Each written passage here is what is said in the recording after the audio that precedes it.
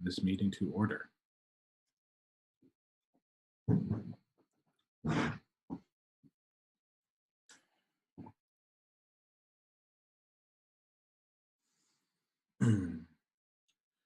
All right, first order of business is roll call and determination of quorum. There is one, two, everyone keeps moving. 1, 2, 3, 4, 5 out of 7, which is a quorum. Up next is the additions and modifications to the agenda.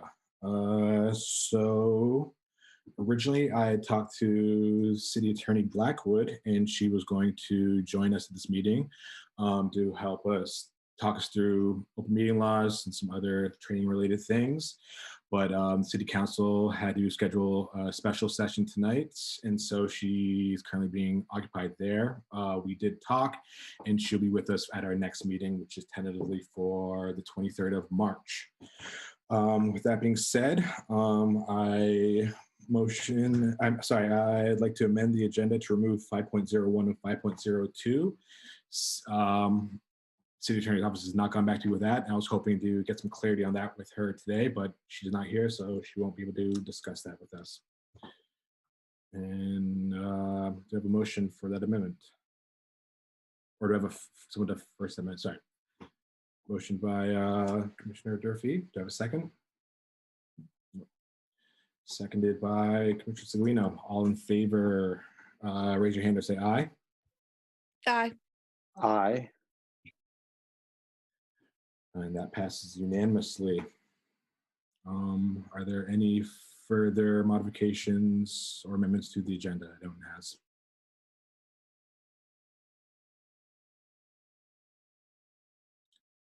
Not seeing or hearing anything. Next order of business is approval of the minutes from our last meeting on 1/26. I motion to adopt the agenda minutes as is. Do you have a second? Seconded by Commissioner Seguino. All in favor of approving the minutes from our last meeting on 1/26, raise your hand or say aye. Aye. Aye. Aye. That passes unanimously. And up next, we have the public forum. And with that, I'll give the floor to Shannon. Can you hear me okay? Awesome. I do have just 2 signups, Jeff Nick and Tyler Badeau. Jeff, I'm going to enable your microphone. And then you may have to mute yourself on your end, or unmute yourself. There you go. Hi. Perfect. Can everybody hear me? Yes, sir. Yes, we can. Thank you. All right.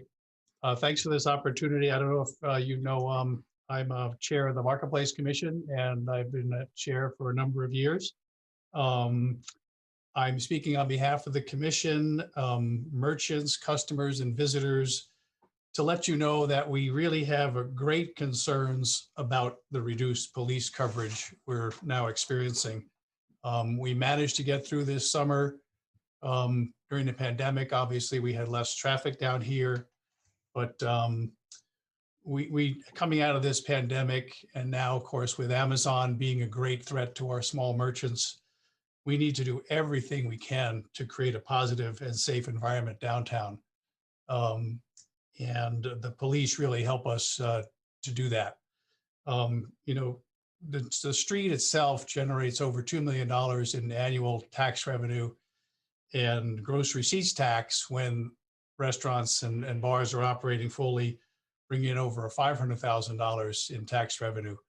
And at the time, the grocery, little history here, back in the Clavell administration, they increased gross receipts by 1% with the promise that we would receive more police coverage.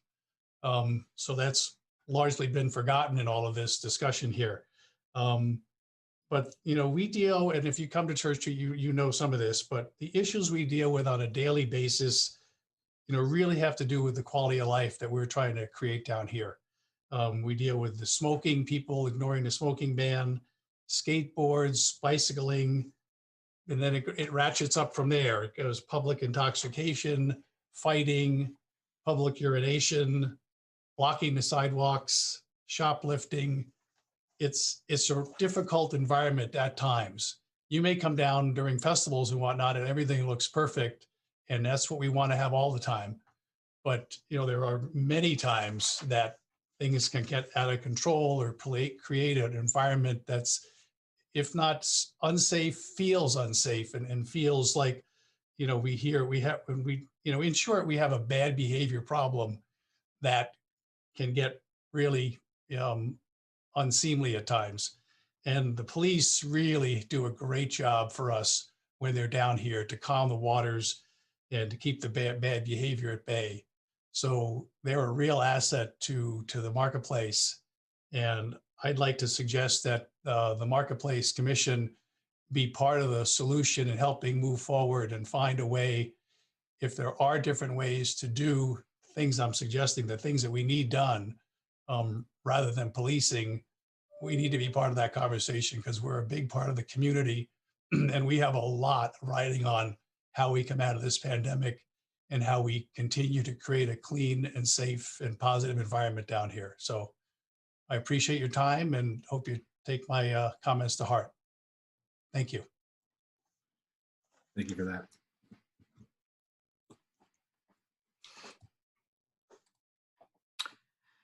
And then next I had Tyler Beddoes, the BPOA president, had requested to speak, but I'm not seeing Tyler in the list. If you're there, you can raise your hand.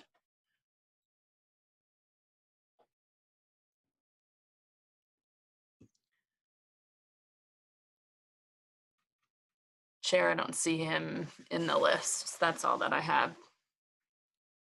All right then. Thank you. And if there's anybody that is that's viewing this in the attendees list that would like to say something, please raise your hand and we'll promote you to a panelist.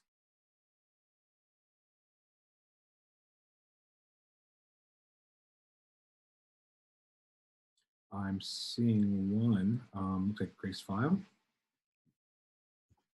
Yeah, hi. Thanks, Jabu. I just wanted to respond really quickly to that last speaker who spoke. And I just wanted to point out that a lot of those problems sound like problems that could be handled by someone who is not a police officer. A lot of those problems sound like things that could be handled by someone who doesn't have a gun. And I think some of the other problems, it sounds like he was referencing some of the unhoused folks who generally are in that area. And I recently had a longtime Burlington resident tell me that he witnessed BPD shooting a houseless man in the chest with a beanbag gun because he wouldn't put down his beer. So maybe that's part of what he means by the police keep that area looking perfect all the time. Maybe they do that with violence, and we know they do that with violence. So I just wanted to bring that up. Thank you. Thank you for that.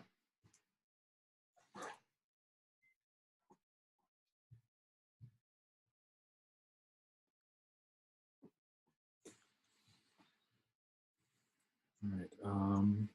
Is there anybody else amongst the attendees that would like to forward a question or comment?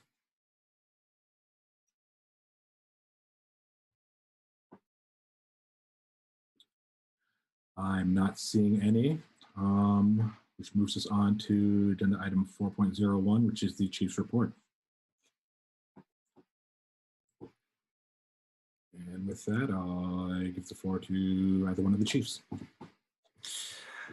Hello, hi everybody, and thanks so much for letting me join you and have some the opportunity to speak tonight. I am trying to find something. I'm sorry, just a second. Let me find it. I don't have a lot of data, et cetera, for the evening. I think there are some things that we are going to be talking about later on this evening, particularly around some ideas for moving forward, addressing data and things that we have where we have some real progress that needs to be made. But I also wanted to,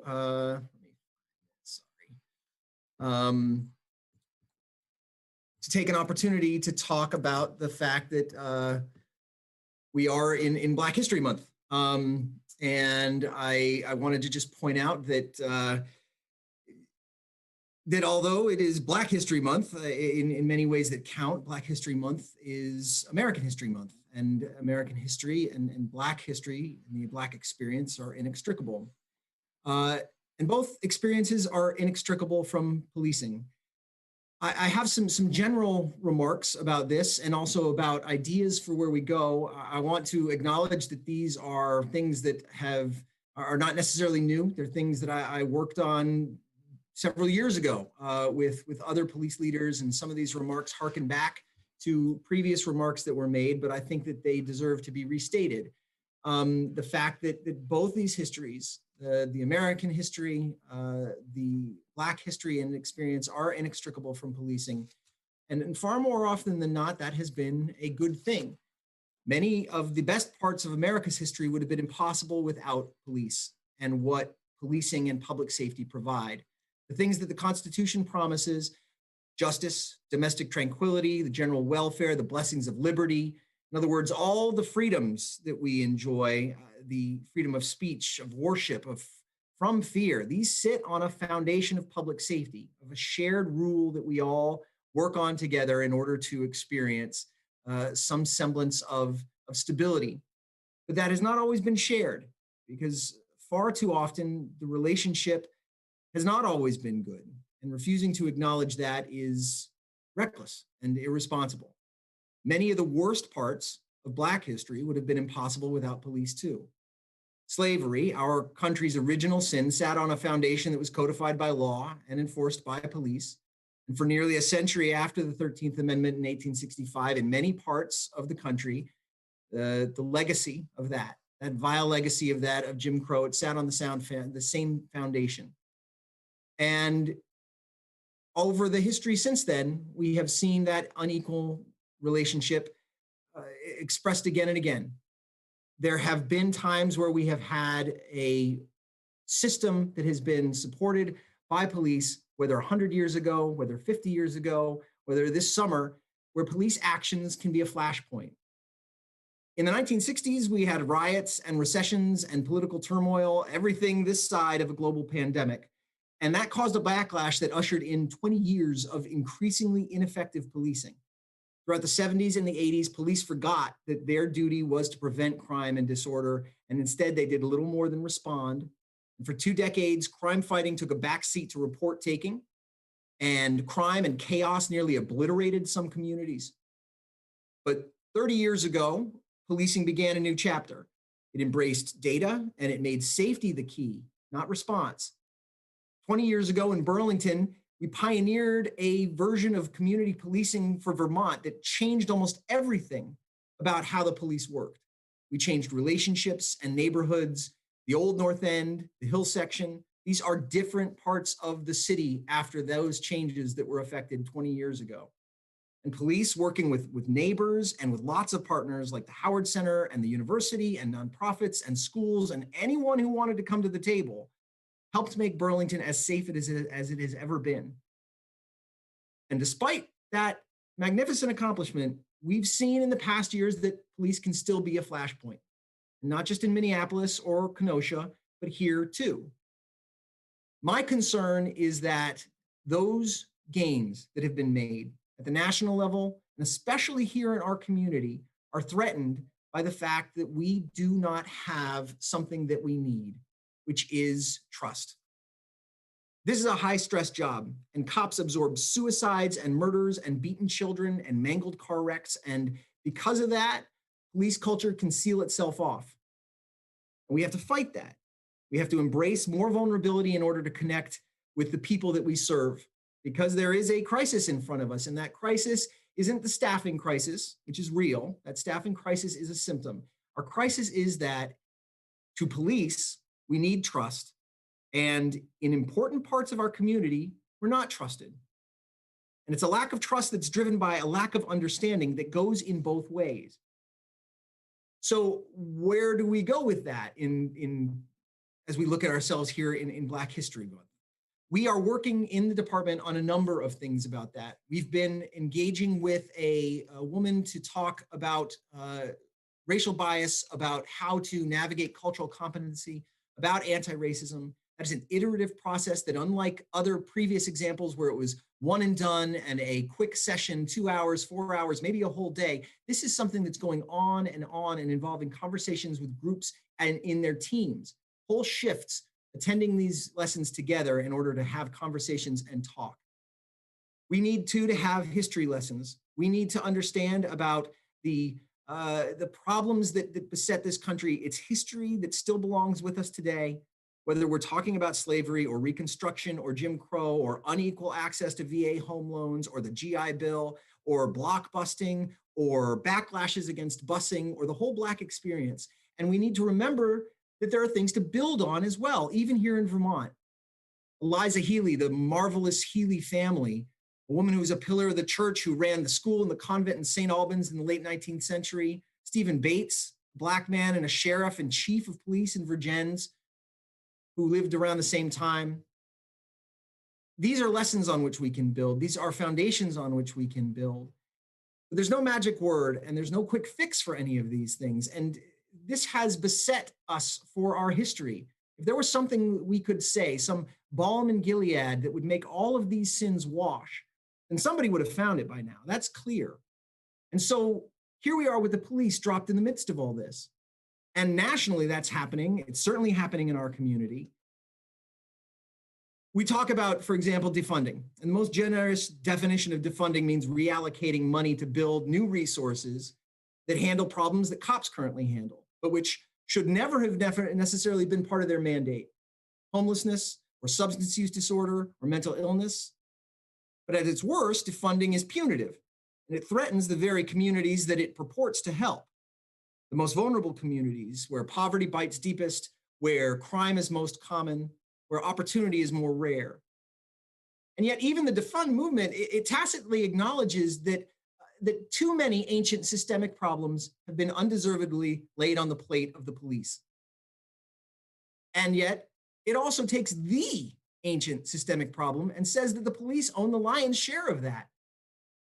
And the idea that a sin that has beset our nation since its origins and been with us on this continent for more than 4 centuries and defied the wisest thinkers and the most noble souls and survived Civil War and Jim Crow and civil rights, the idea that our country's most entrenched and wicked crime belongs in vast disproportion to the police is ridiculous. It's unrealistic.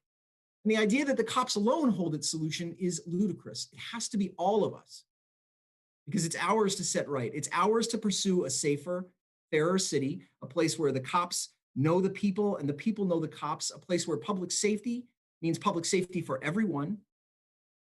And what are the concrete steps for this? Because it's easy to talk about these things in the abstract, and it's much harder to come up with concrete steps.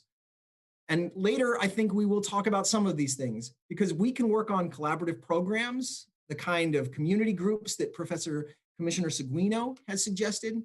We can talk about the things that Director Dodson is working on, iterative conversations, a series that is in the works that we can re-engage with important parts of our community, parts that we haven't necessarily heard from in the past, while also embracing the things that are being brought to us by passionate members of our city who want change. We can talk about having the department change so that it looks more like the city that it serves, that we seek to work with other entities to make promises about increasing gender diversity in our department, other kinds of diversity in our department once we're allowed to hire again and grow again. But we can also talk about involving the community in our training and our tactics. We have to build on these things that we have done well in the past and learn well from what was done wrong and move forward, all of us together. Because as we speak here in this month, and as we talk about where we've been over the past 9 months now as a city, in the midst of this global pandemic and in the midst of something else that's been happening across the country, but here too, we have to ask ourselves, what is this opportunity in front of us? And is it an opportunity for all of us together And so, it's easy to take, for example, the quotes from Martin Luther King. It's Black History Month, and that's what people go to. But the notion that the arc of the moral universe is long but bends towards justice is something that I believe and that I want for this police department, for this city, and want to affect with the members of this police commission, as well as people like Director Dodson invested in transforming this city. We can bend it, all of us, more together than we can alone. And it is ours to set these things right and to set this agency on the right course. And I wanted to take this month as an opportunity to acknowledge that.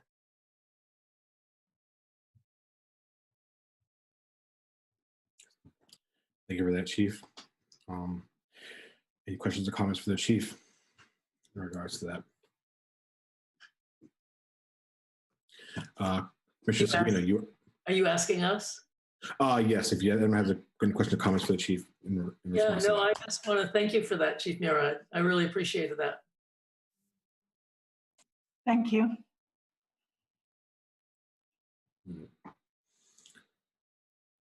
All right. If that concludes the Chief's report, I think we should start. Hi, this is Milo. I'm a little confused. There were some things I definitely appreciated, but there were other things that,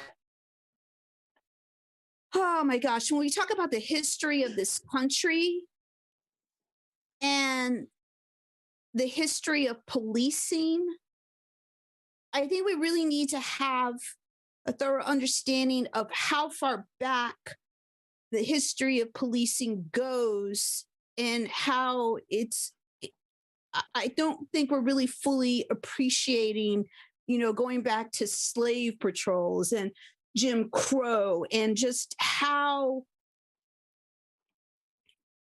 I'm trying to figure out how to put this. It's so well before the 60s. You can certainly say that was a tumultuous time, which went into the 70s, which was a tumultuous time. The 80s had tumultuous times. The 90s had the 50s, the 40s, the 30s. I hear what you're saying, but I just I'm really concerned about a potential lack of sincerity, I guess is what I'm trying to say. Because if you have a true understanding of history, and that has been a big concern of mine in terms of, wanting to get more information, specific information on the bias training that officers get, because it's pretty well known that a lot of the bias training, if not almost all of it, doesn't truly include historical perspectives, because we keep hearing people talk about how these concerns about systemic racism, white supremacy, racial equity, this is coming out of the blue, quote unquote, this is coming out of the blue. Why is this suddenly an issue? And when I see people and I hear people say things like that, I'm just amazed. I'm just amazed. It's like they're really not paying attention. And another thing I really worry about in Burlington is when I'm interested in more about the current training that's going on that you were just speaking about. Because to me, it sounds like it's different from what's been done before. And I think that's important because what's been done before, I don't believe has worked for the department. I want, I don't want to beat the dead horse, but, everybody knows I'm constantly talking about the lack of community engagement, which is really important for this department because the overwhelming number of officers don't actually live where they serve. So they're not living in a community that is changing. And what has also been the point of discussions in the past is the diversification of Burlington and Winooski and how people are just not dealing with it. I just have some concerns. I don't know. I'm going to have to think on this because I don't want to go into a rant, but I feel that there are some things that need to be said to respond to that. Thank you. Thank you for that, Mila. Any further questions or comments for the chief in regards to the report? I'm not seeing or hearing any. Moving on to agenda item 5.03, video availability path forward. So I know after last meeting, and I know from talking with individually some commissioners, there's just some concern with the availability of availability of video footage and access to it, and not having access to it. And I guess kind of wanted to see what is the path forward for being able to view videos in response to complaints, because I know there was some disagreement over not being allowed access to video that was not directly, that wasn't involving the individual, but that was on scene. So yeah, I guess I'd like to know where are we at, I guess with regards to Axon accounts for just so we can be able to see some of this video. And yeah, open floor to any of the commissioners that want to further elaborate on this.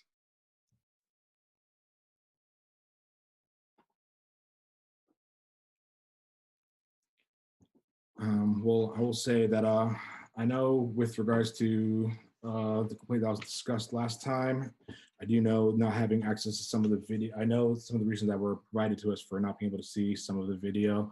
But I will say that not having access to it, while reasons are understood, it can be construed that it looks like something's being hidden if we don't see, I guess, all the video footage that is that was available there. So I guess how can we rectify the situation moving forward? Because I do feel that we should be able to see these videos. I mean, especially if we see them in executive session and privately, we are kind of bound by the same things to not, I guess, disclose this stuff. So I don't see an issue with us seeing these videos in executive session or privately amongst you guys or however way it sees fit.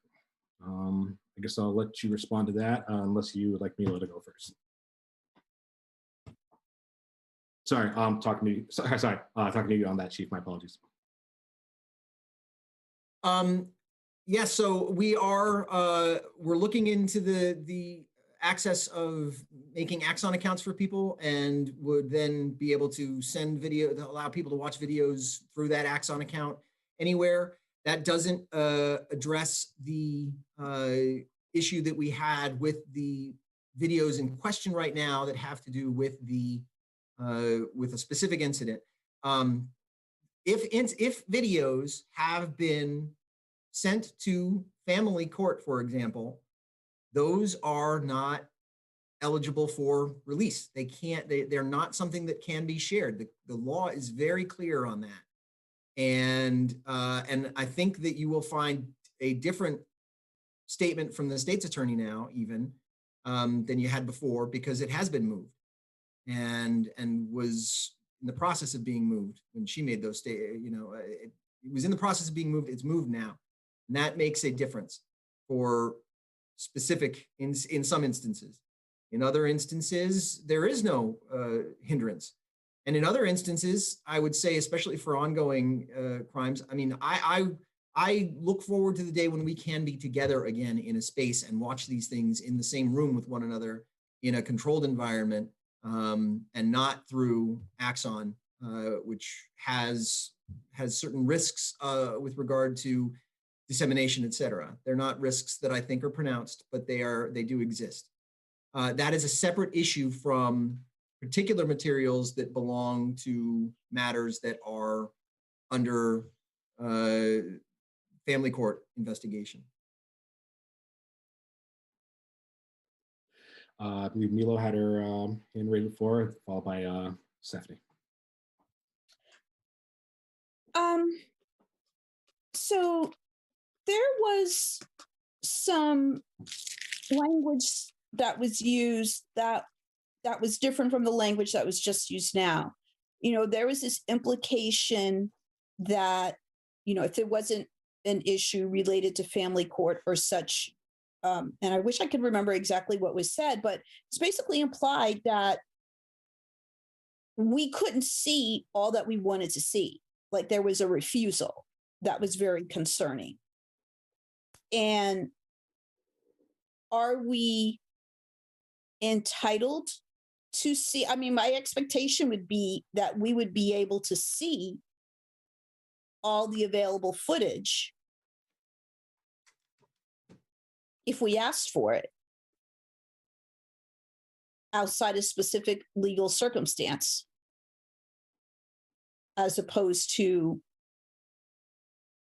here's what we'll let you look at. Because that came off as being, we throw around the word transparency a lot, but we could do better. Thank you. Commissioner Sabino, followed by Commissioner Hartley. Yeah, just speaking generally, I shared with Commissioner Gamache that I had a conversation with Assistant Attorney General Julio Thompson, and he is an expert in civilian oversight boards. And we talked about that issue. And what he shared with me is that typically what happens is that there's an MOU, a memorandum of understanding, that is agreed upon between the police department and the citizen body. And I'm thinking maybe that's a route that we should go, is to to discuss that and memorialize it so that we have a standard approach going forward. Commissioner Hart. Thank you. Yes, this is Randall Harp. There's some things that I think are probably fairly either uncontroversial or agreed to among all the relevant parties here, right? So, and that is just that when there is either a specific allegation, complaint about wrongdoing or allegation of wrongdoing, or when there's when someone, either commissioners or members of the public, police commissioners, members of the public, have particular reason to worry or suspect that there might be specific instances of wrongdoing, that commissioners have access to any footage which might be useful in determining whether or not such wrongdoing occurred. It also seems to me as though there is or ought to be general agreement that commissioners do not have access to any officer body cam footage which has been recorded for a day, absent any particular reason to view it, just because it's my understanding that that's access that's, again, that the chiefs don't have access to, that's access that is not permitted in general, just that, that officers are not wearing cameras in order to allow all of their movements during the day, which have been recorded, to be viewed absent any particular reason. So those two things seem to me to be both, and people correct if I'm wrong, those things seem to me to be relatively uncontroversial. Commissioners ought to have access to all footage which directly speaks to a particular allegation of wrongdoing, which might inform a particular allegation of wrongdoing. And police commissioners do not have access to any footage that we might like, absent any particular reason to view it. So then if we all agree on those two principles, and like I said, people can correct me if I'm wrong, but if we all agree on those two principles, I think then the question becomes, how is it that commissioners can be certain or can be reassured that if there is a specific allegation of wrongdoing, or if there's particular reasons that commissioners have to suspect that there's been wrongdoing, that commissioners are in fact receiving access to all of the relevant footage that might inform that particular question, that resolve that particular question. And I do think that there's some concern among commissioners that if it is always subject to the judgment of, for example, a chief or a member of BPD command staff, whether or not some footage is relevant in resolving a question, then there's going to be concern that that is a system which, at least in principle, could be abused, right? That is a system which, in which there could be footage which is withheld from commissioners because command staff decides that it's not particularly relevant for resolving a potential worry about misbehavior, even though it is.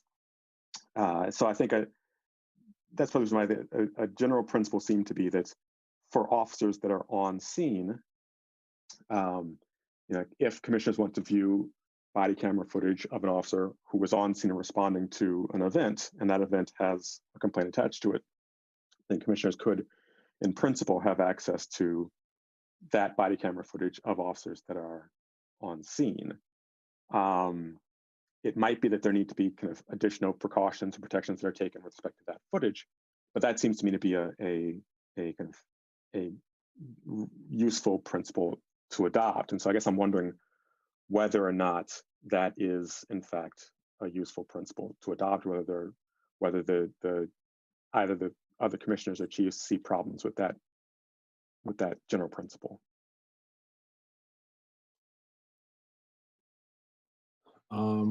I think that I agree with that. I mean, I think that if any officer that's on scene should be available to us to view. I agree with that line of thinking.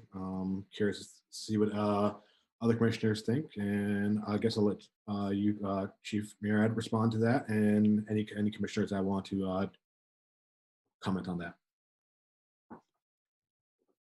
I think that that's certainly true in general, as Commissioner Harp stated. I think there are instances in which it's not going to be the case, whether there are family court implications, whether there are witness or criminal investigation implications, and whether there was, for example, a single camera that if all the other cameras are after the fact and the incident that's being adjudged is over by that point, then I'm not certain what that relevance is, especially if those other cameras do include things that are protected, like witness statements or aspects of a criminal investigation or matters that may end up in family court.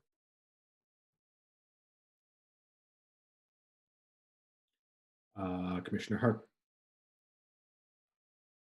I'll let Commissioner Seguino go first since she had her hand go up. Oh, I missed that. My apologies. It's okay. Yeah, I thank you, Commissioner Hart, for that, and Chief Murad. I'm going to raise an issue that I've talked to Jabu about, Commissioner Gamache about, and that is that I think that we as a commission need some support, expert support. I mean, I think this is too complicated to resolve right now, in other words, and I think there are complexities to this that need to be sorted through. And so for me, what I think would be important is to develop a process that would give us the support that we need to be able to work this through with the chief and develop an MOU or some document that clearly lays out the criteria for sharing materials with us and so forth. So that's what I would propose.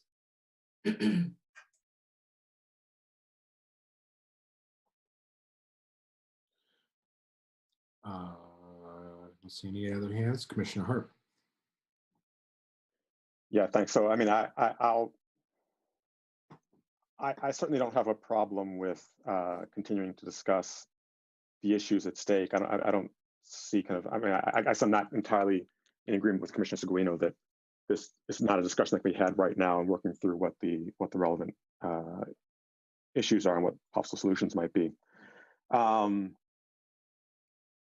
So I guess I'm certainly a little concerned about the statement about things that might potentially end up in family court. That seems like it's casting much too wide of a net in terms of, right? So I mean, I think that material which might be relevant for the adjudication of a complaint but which might end up in family court in the future, that doesn't strike me as a reasonable basis to withhold particular video. That being said, so I certainly understand that there's, that it's unlikely that officer footage, which is after an event has occurred, or which kind of only begins recording after an event, after the resolution of an event, that officer footage is unlikely to speak to the complaint directly. It seems to me as though if there is a kind of a time at which a complaint, at which the incident that is under complaint has been resolved, it seems to me as though that is certainly a principle for kind of excluding footage which begins after that period. Again, unless there's a specific concern or allegation by a member of the public or by a commissioner that some of the things which are discussed speak to wrongdoing or potential wrongdoing by an officer, right? So again, like it might be that, just for example, I'm not suggesting this about any particular situation, right? But it might be, for example, that there are concerns about whether or not officers are taking witness statements correctly, in which case, obviously, that footage would be relevant for commissioners to view. So given that any action an officer performs is potentially is open to misconduct, I don't think there's a firm and fast rule or reason for excluding any video from being able to be viewed by a commissioner. But it does seem to me as though if there is something which is kind of directly speaks to the incident which is under complaint, that is material which should be available. So it seems to me as though kind of footage which begins recording after an event has been resolved, it does strike me as things which are reasonable to be excluded from commissioners for having access to, on the same grounds that, again, like I said, that commissioners don't have access to just any footage which has been recorded. But any officer which is on scene and is recording at the time of an event happening does certainly seem to me as though it's available for commissioners to view as part of the resolution of a complaint. And I'll just say, again, kind of briefly about this, I'm not quite sure how we ought to be interpreting the language of the policy document governing the role of the commission in overseeing complaints. Part of the language suggests that any material which is viewed by the chiefs or by command staff in adjudicating a complaint is also part of the record. And so I guess it's somewhat hard for me to understand how it would be that you'd be able to determine that video is not relevant to a complaint unless that was material which has actually already been viewed, in which case it's like it might be part of the record itself. So, so I would certainly hope that we don't have a situation where chiefs are viewing footage, deciding after they view it that it's not relevant, and then excluding it, but not kind of providing reasons why that would be excluded. So I kind of want to know kind of what counts as part of the written record for resolving complaints. You could get more advice about that. But otherwise, like I said, I don't certainly have a problem with footage which has been starting to record after an event has been resolved being excluded from what's consulted for a complaint.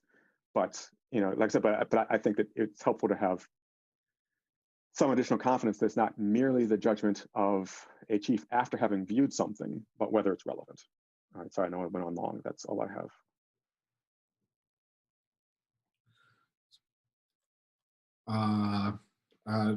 Sorry, Commissioner Dawson, I'm going to let Commissioner Durfee jump. Sorry, Director Dawson, I'm going to let Commissioner Durfee jump in first, then you following.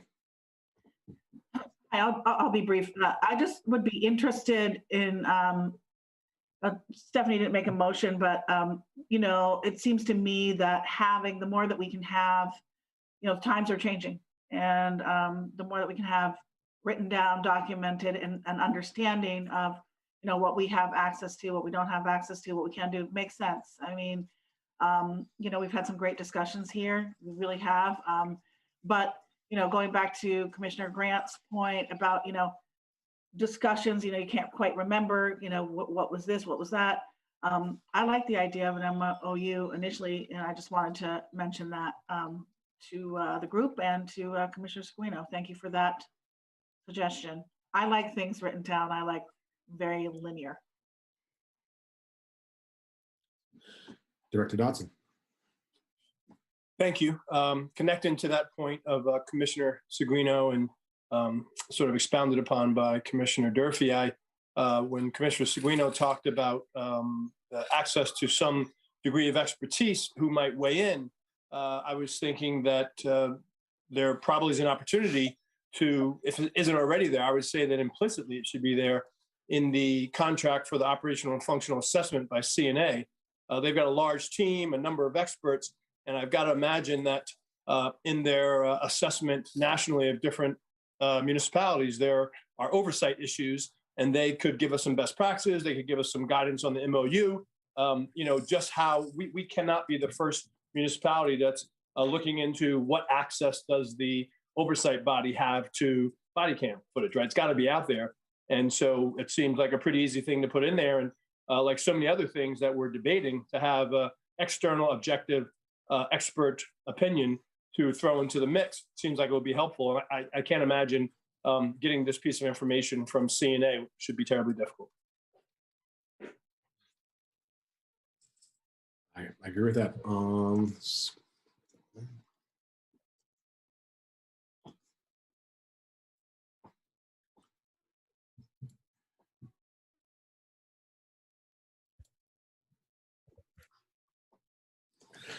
I see Commissioner Grant's hand up.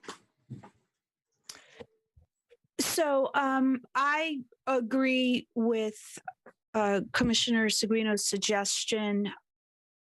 And I think in terms of what was previously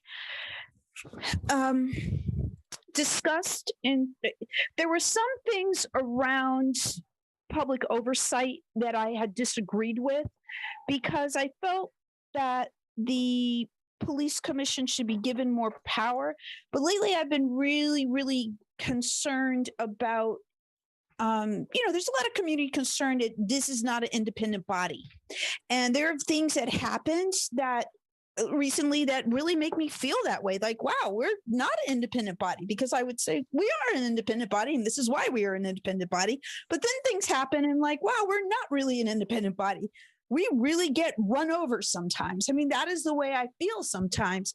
So I think it is really important for us to have an independent legal voice that can be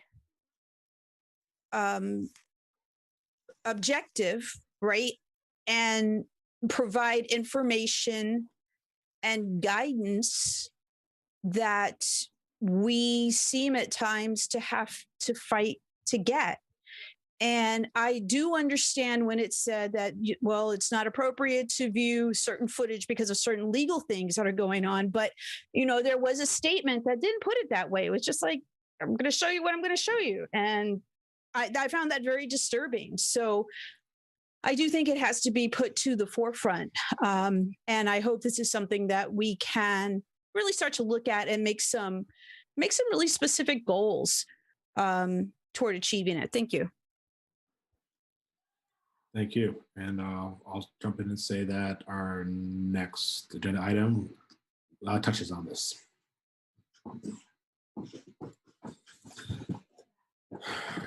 So I guess moving forward,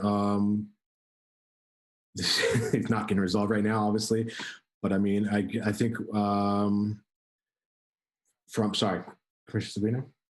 Yeah, maybe just to keep momentum going, I'm just going to throw the idea out. I'm not sure if it's a good one or not, but it's often easier to react to a document. So it's possible, perhaps, if the chief can, to outline the sharing of information in a document, and then we will, either share it with CNA or get some support in reviewing it. But having a starting place often is a good idea. So it's a thought.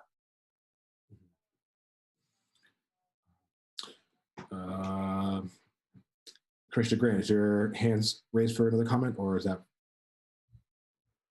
Oh, nope, I'll put it down. Sorry. Okay, sorry.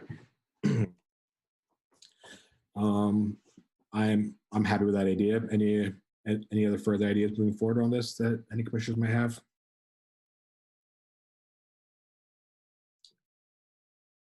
Not seeing any. Chief Murad, is that a possibility to have something like that for next meeting?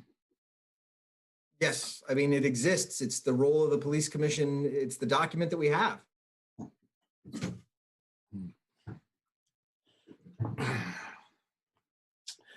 Well,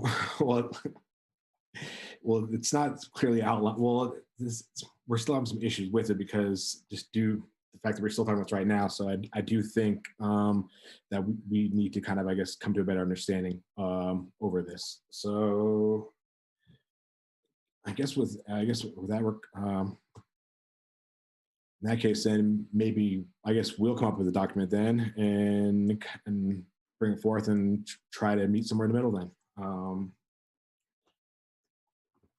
Any further questions or comments with regard to this agenda item?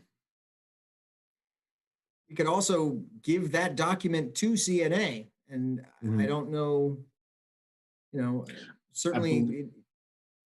Sorry, continue.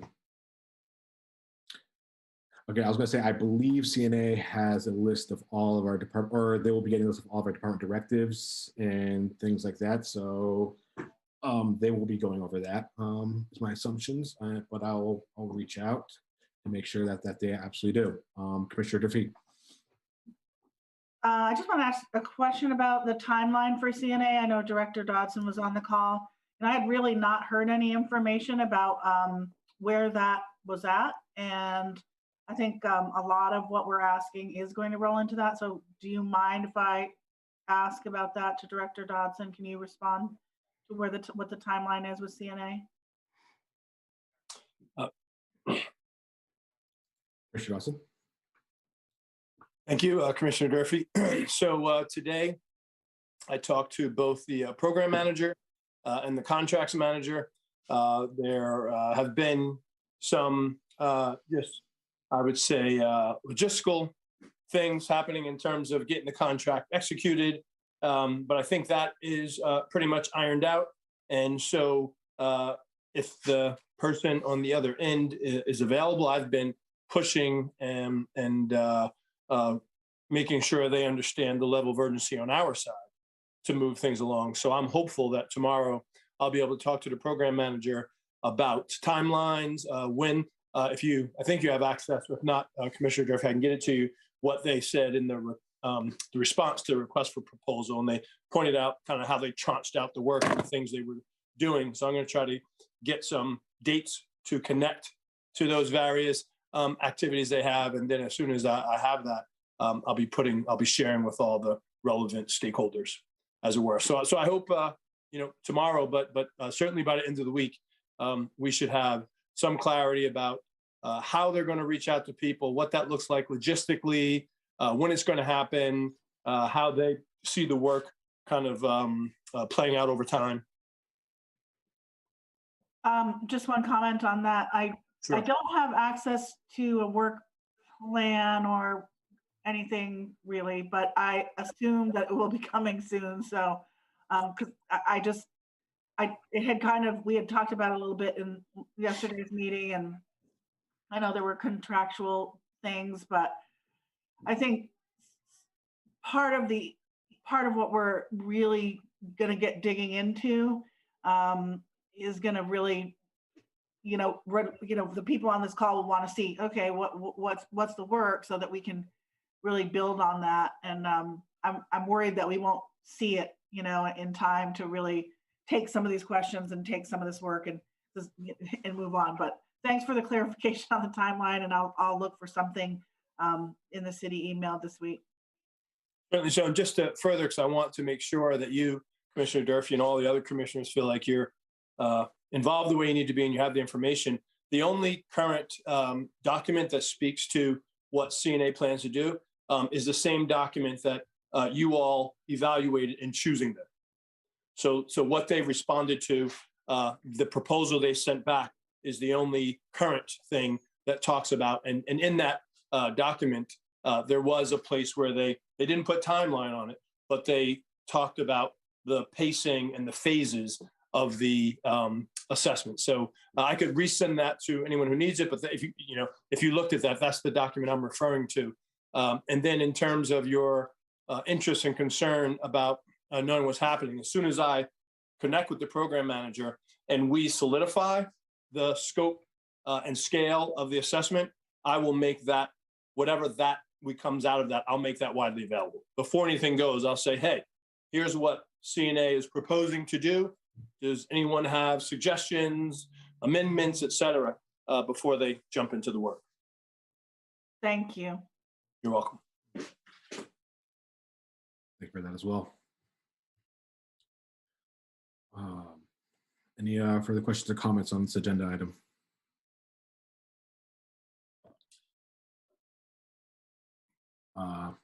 Director Dodson. I do wonder, a point of clarity, I don't know who on the commission has thought about this, but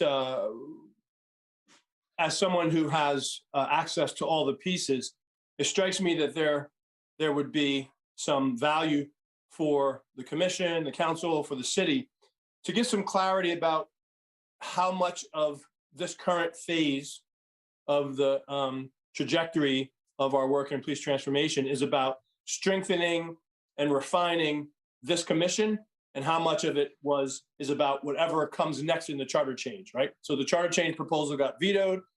There are a lot of things in that would have impacted what happens here.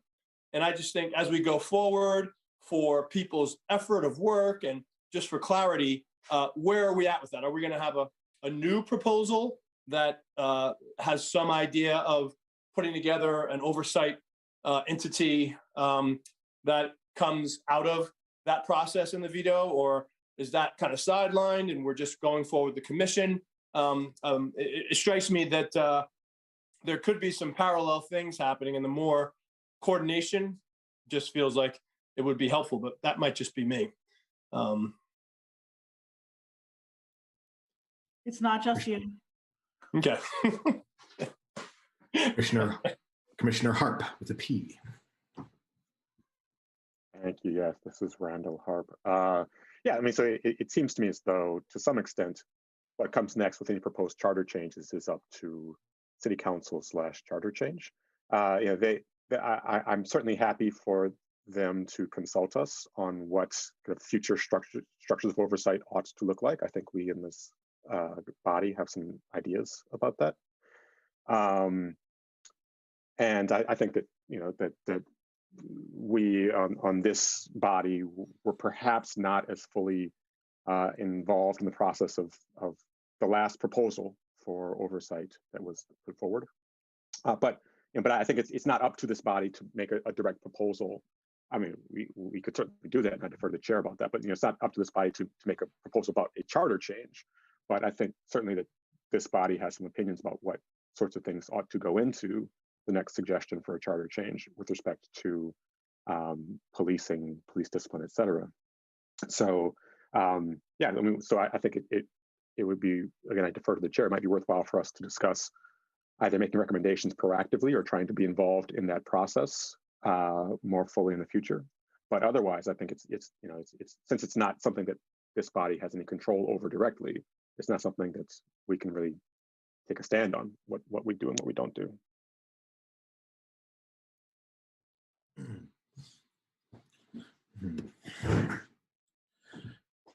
I mean, I guess me personally, I would like a hand in it for sure, but as you brought up, it's not necessarily our call to make. So, I mean, if invited, absolutely happy. I think we'd be more than happy to put in our input. But yeah, I think we'll also kind of see a lot about how this moves forward to after the mayoral race, and that will at least slightly illuminate a path forward, I think, or at least what that path may look like.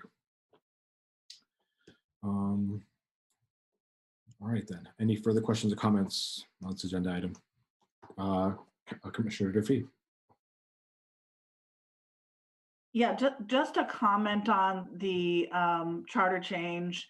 Um, I really do, and have talked with other city councilors, and I really feel the police commission should try to be part of that conversation. I think we can request to be part of that conversation. I think it makes sense. I think we have a lot of, we can just look back and see throughout the summer months, how many times we were not consulted, and we inevitably end up with the question in front of us anyway after it's been kind of batted around. So whatever we can do, and being new to the commission since 6-7 months in, I would definitely strongly recommend that any policing conversation include us if invited, but also to, it's okay to get out in front and say, let's try to work together, because I appreciate the forming of the joint committee, and I envision conversations working, through that body.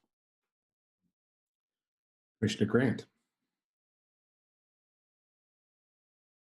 I just wanted to say I wholeheartedly agree with what Commissioner Durfee just said. We've been behind the ball so many times, almost as an afterthought.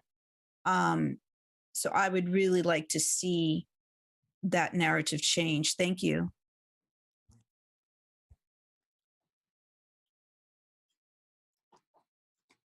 Any other questions or comments? I'm not seeing any. Moving on to 5.04, which is Police Commission Independent Counsel and a discussion. Originally, City Attorney Eileen Blackwood was going to be here to help us out with this a little bit, because I had reached out to her expressing hope that we could have some sort of independent counsel moving forward. Just kind of, due to the fact that,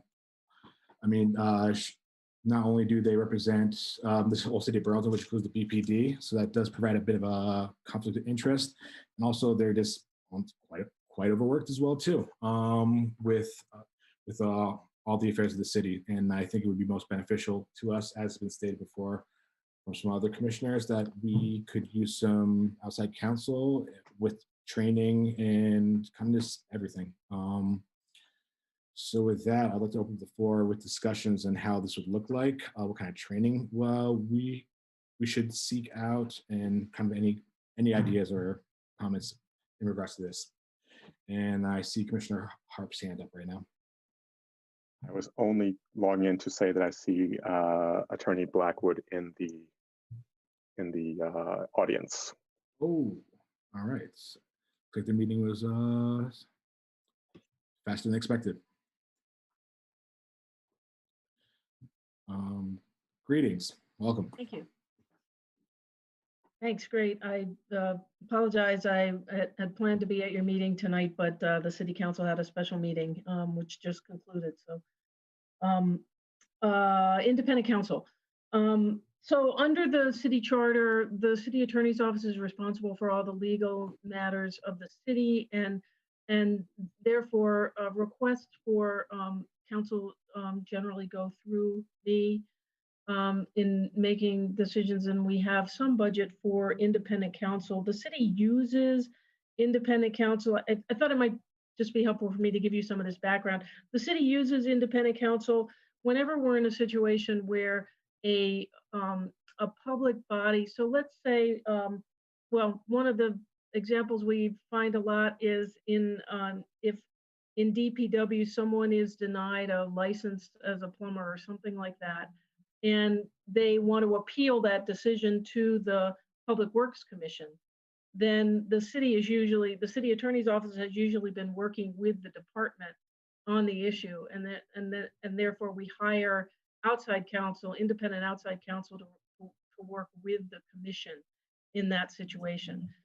Occasionally the same thing is true in tax appeals that go forward, particularly tax-related matters that go to the city council. Sometimes we hire independent counsel for the city council as well. So usually in situations where the city attorney's office has been working with the department and will appear before the commission on behalf of the department.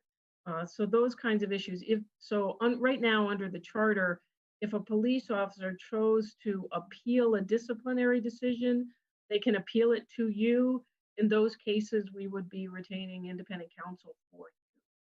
So my understanding is you want to explore perhaps expanding that, and I'm happy to talk about what those kinds of parameters will be. And then the next piece will be we'll have to figure out a budget and where we could find money to do that. So those are the issues as we deal with them right now. And when we hire independent counsel, just to be clear, usually in the city, our office has been involved in selecting them because by charter am responsible for the legal state of the city. I need to be fairly comfortable that whoever is advising you has, a proper background and licensing and all that kind of stuff. And probably has some knowledge and reputation in the community in relation to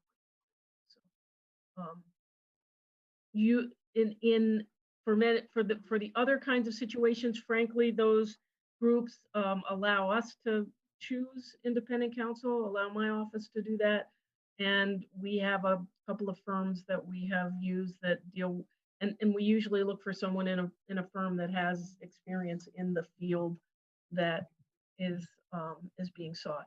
But again, I'm talking to you about how we normally work, and I want to say to you that I feel I certainly understand the interest in having independent counsel and in the police commission having as independent a role as you can have under the current charter, and in the limitations therein. But and so I'm happy to figure out how we can do something that both meets my obligations and meets your needs about what you think you need for this independent counsel role.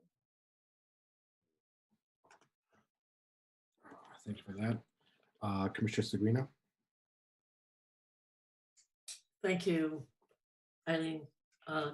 So I think just talking through what we would need support for, my thinking is it doesn't necessarily have to be legal counsel, but it could be somebody that advises us with regard to policing issues. So one name, that comes to mind is a person like Gary Margolis, who has a background. So that would be one route. And I think it's worth maybe having a person or two explore this and bring back a proposal to the commission. With regard to legal counsel, I could imagine that it would be like on an hourly basis if there are issues that came up. So for example, reviewing the issue, let's just say that CNA doesn't do this, reviewing the issue or helping us negotiate, or maybe that's too strong a word, but to develop an MOU with the chief with regard to what materials are shared with us. So that would be, fairly short term. So I'm thinking of intermittent support like that. In a sense, I'm a little, I think that we don't know what we don't know to a certain extent. And that's why it would be useful to have somebody look into this more deeply, see what other commissions do, and articulate very carefully the circumstances under which we would require that support, and then to think carefully about what the qualifications would be that we're looking for.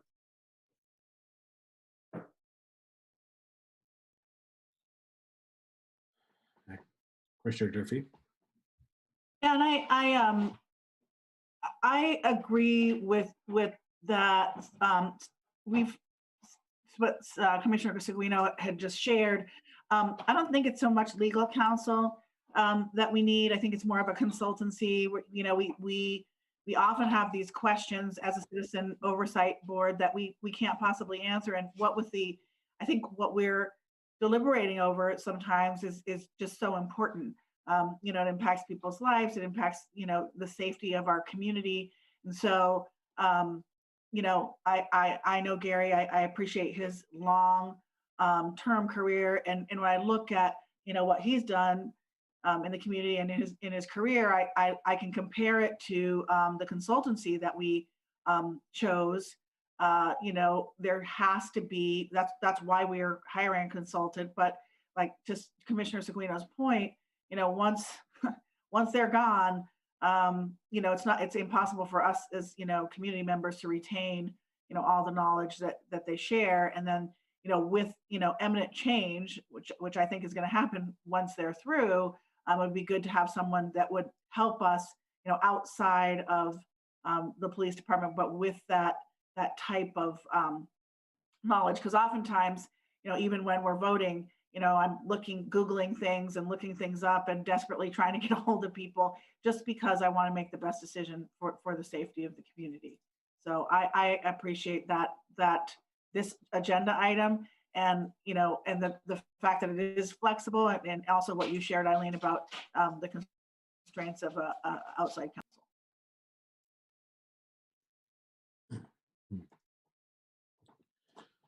counsel. So I guess moving forward then, I think, I guess asking them what's the best path forward then in terms of, I guess, kind of seeking this out, because I will say I don't necessarily know where to kind of search out this information for. Eileen?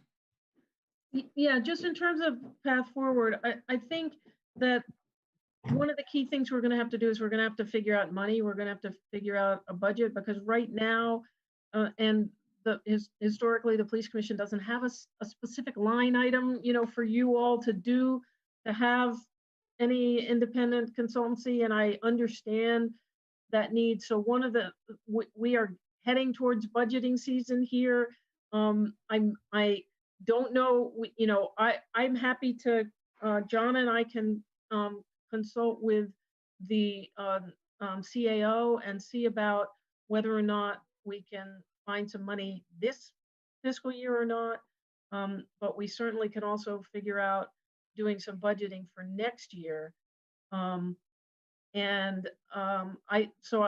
don't know that, I guess, I don't know that you want to have anybody come in and make proposals until we have a sense of that. But if any of you has a contact, I personally don't know Gary Margolis, but if one of you did know him and wanted to just have a conversation and give us an idea of some kinds of costs, we could look around and see what we could maybe put together something for you, bring it back to you, so you all can look at it that lays out some kind of scope of work and potential dollars that we would be asking for in a budget. Yeah, I think I appreciate that. I'm seeing some head nods around there. Commissioner Durfee? Yeah, I think, and of course we're I feel bad, Gary's not listening. We're throwing around a name, but I think, and I want to just be sensitive to the fiscal year budget planning. It's also a mayoral election. So, I definitely understand that and think it would be something to look forward to. I also think the consultancy plays a big role in terms of what they would recommend, but I think either way, coming up with those preliminary steps would be great.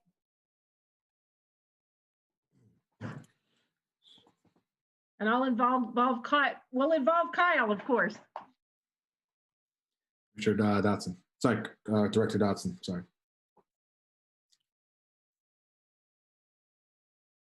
I'm sorry, you're muted. Thanks, Chair Gamache. I can't help but circle back to the idea that there seems to be some opportunity and some efficiencies that could be achieved by trying to have a single conversation. What I learned from the charter change process and dealing with Nicole and looking at oversight models, it certainly does not seem that a municipality of our size, with our volume of complaints, is going to have occasion in the future to need two different bodies doing work that I think could be integrated into a single body. What that body is, is up for grabs. But the idea that we would have two bodies and that we'd start strengthening this body in the absence of things that we're calling for, but then we have some concurrent process comes up where we're looking at more or less similar things. So when I hear Commissioner Seguino, I think that is akin, that entity could be what there's lots of best practice for, and lots of communities have a monitor. And that monitor, I would argue, would have these skills. They will have the requisite skills and expertise, and they are that person who, when these citizens who don't necessarily have that expertise are looking at things, that having the requisite expertise that comes from an objective place would be helpful. I think that individual, that entity, is the person who could provide that. And so that already has been on the table, and it makes sense to me. So the idea that we, in the future, once again, from my vantage point, the idea that we would have a single advisory and oversight entity that would be resourced with a professional who has been hired in a full open process to get the best professional we can, who brings in a knowledge of law enforcement procedural issues, of the law, and these things that are often helpful, and that happen in one process just seems like it serves us well, because there's money and time and other things involved. And I just feel like there's going to be redundancy and other things that I would hope that we as a community could avoid it. It seems like everything's on the table, the things we want to do, the demands, the reform we want to do. And if there were a certain level of trust, once again, that we all want the same things, we could probably begin to, combine efforts and do things in one efficient move. Because in the absence of having that charter change, I feel there's a interest, because personally, I respect this body. I think all of you bring a great deal of heart and intelligence to it, and you appear to me to want to do right by the community. And so you're advocating in these meetings to strengthen and refine your entity so that you could do the things that are part of this conversation that we've been having for the last year. And to do that, and then to start back up another process that will supplant this, just doesn't seem to make a lot of sense to me. Commissioner Seguino. Thank you for that. I really appreciate that. And I think the last thing we want to do is to have redundancy and so forth. This is my thinking about this, is that we don't know what's coming next. We don't know if there will be another body, and we don't know how long that will take. And yet we have demands made on us. And I feel, especially with the last couple of months, that we really do need that support now. If it is a consultancy, so an on-call basis, let's assume that there is a new oversight body that's created, then we haven't permanently locked somebody into a position. So we leave it flexible for a while, but it could be a year before we revisit the charter change issue and it actually happens. So that's my thought, Director Dodson, is that I think we need to do something now, and that's my thought. Is I think we probably need to do something now to give us some support. So I think us becoming more professionalized, if you will, is important. Training is one of those things, but also creating the opportunity at least to be able to consult with somebody on a case-by-case basis until we do actually get that new body. That's my thinking. I'm not, happy to hear what others think about that, or whether we should wait. I agree with you, thinking of that, Commissioner Seguino, 100%. I mean, if it stays flexible, I think that, allows us the maneuverability to move if we have to move, or strengthen on what we have here moving forward. Commissioner Harp. Yeah, thanks. This is Randall Harp. So I guess I'm not entirely clear or sure about what whether or not this body has come to agreement about various decision points. So it seems like there are a few decision points that are here, right? The first one is just right. So there's the further discussion, which Director Dodson has talked about what the powers of a properly formulated oversight body should be in Burlington, whether this currently existing body has those powers or not, right? So one question is like, what's the ideal format of an oversight body? And is a charter change, is the Charter Change Committee going to try to take the steps to implement such a properly outfitted body or not? And of course, the question is, does that body have the name of the police commissioner? Does it have another name, or are there two bodies that exist afterwards? Right? So that's one question. Another question is kind of what sorts of things, right? So a second question is, does that ideal body, whatever it is, have the need for independent outside counsel, whether that's legal counsel or just kind of advice? That seems like a separate question. It seems that people are kind of discussing this as though that issue has been settled. I'm not sure whether that's been settled or not. But that's the second question of whether or not such a body has, ought to have or has need of independent counsel.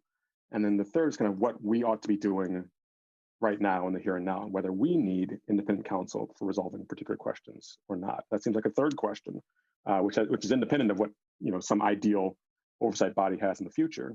And I guess I guess I'd just like more discussion about what specifically we're asking of outside counsel, right? The talk is about kind of having something kind of just on a kind of as needed basis rather than kind of officially, bestowing this body with access to outside counsel whenever we want it, right? But then the question is like, well, what are the specific questions right now that we're asking for help with from outside counsel? And I'm not sure what that is. I guess maybe I've missed that discussion. I think it kind of aids with our independence, for lack of a better word. I mean, as Commissioner Grant mentioned before, there's times where it's like this doesn't feel like we're an independent body. I mean, especially to some people in the public, and I think that this would help with that. And I think it would also just kind of help us out too, just especially with new people join the commission and there's turnover, just kind of help people get their feet running when they kind of get here. At least part of it would be that, I think. But Commissioner Hart, back to you. Yeah, thank you, Chair. So that sounds to me as though a request for essentially kind of a permanent attachment to this body, or a permanent line in the budget which says that we have this independent counsel who is attached to us that we can consult whenever we need. That's not a kind of case-by-case basis. That seems like a request for something more permanent. And it seems like that, my understanding was that we kind of had rejected the need for that. So again, it might be that an ideal oversight body has that. Are we asking, and again, I'm not saying whether I think that's right or not, but are we saying that this body has need for kind of independent counsel? And then I guess the separate question is, say independence, but if there are questions about kind of, if there's legal advice this body needs, is there a reason why the counsel that we have access to cannot provide us with that particular legal advice?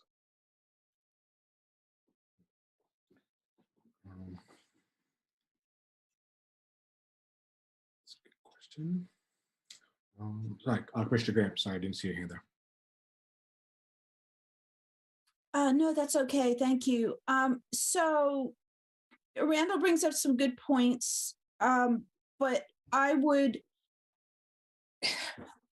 we all know there's been a lot going on. And I know for me, I feel having like an independent counsel available who I sometimes don't feel like I get a straight answer, or I get an answer, or there's too many moving parts, right? And answers change depending on what motivations are. And I feel at times that I feel at times we need people to advocate for us. You know, I don't, there's been a couple of times where I have like left a couple of meetings where I was like, wow, that got way too heated. I feel like I've been bullied. And I've had discussions with the chairman. I've had discussions with Director Dobson about it, and a few of the other commissioners. And I just feel that it would benefit us to have someone who is looking out for community interest, right? Because we represent the community and we're representing community concerns. And sometimes I don't feel that we have support to do that work. And sometimes the answers aren't available to us like during actual meetings. So that is why I support that idea. And maybe it's something temporary until we get past these upcoming processes that we're going to be going through. And as we've mentioned before, it's probably not going to happen until after the mayoral election. And we have two of the, the consultants starting their work. So maybe not a long-term budget item, but I just feel to keep things moving, it would be helpful. Thank you.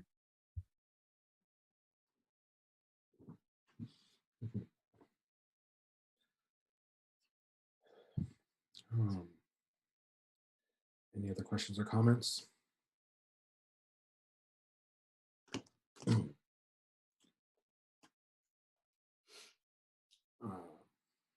Not seeing any. So I guess moving forward then,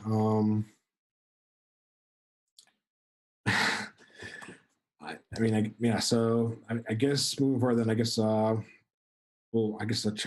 if people want to reach out to me and kind of, I guess, be like, hey, these are things we need to look at, that we need. I'll try to put something together so at next meeting we can kind of have a more clear idea of like what we're looking for in terms of council training and a monitor and those kind of things. So yeah, I ask that any of the commissioners here, please email me or contact me throughout the week and or next weeks with ideas. Commissioner Harp. So then is the idea that there would be a relevant motion at the next meeting rather than this meeting, or ought there be a motion at this meeting to resolve what it is that this commission is looking to do? I think that should, if anyone has other ideas, please chime in. I think a motion should be at the next meeting after we kind of have a bit more narrower focus of what we're looking for. If anyone disagrees with that, please jump in. Or has a comment at least.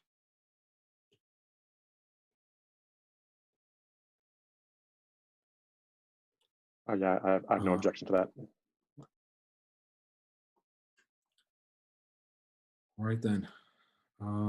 Moving on. Sorry, Randall. Just to say that was Randall Hart making that comment. I know I'm muted. My video's off, so I want to make sure that was clear. Sorry, Chair. Well, that's all good. I'm not seeing any further hands or want to comment on that. So moving on to agenda item 5.05, strategic plan from the BPD to reduce racial disparities and use of force. And on that, I turn the floor over to one of the chiefs. Hi, thank you again for giving me this opportunity. I'm gonna, if I may, share my screen. Yes, sir.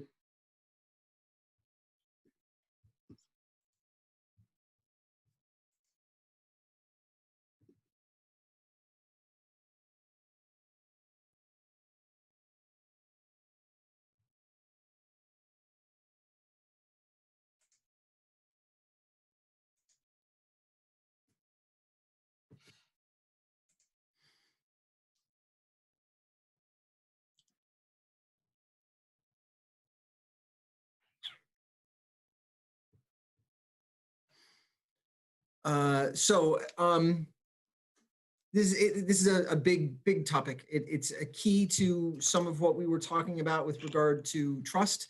And yet, I think there is also a complicated chicken or egg arrangement here in which we are questioning sort of which comes first and how we get to one or to the other.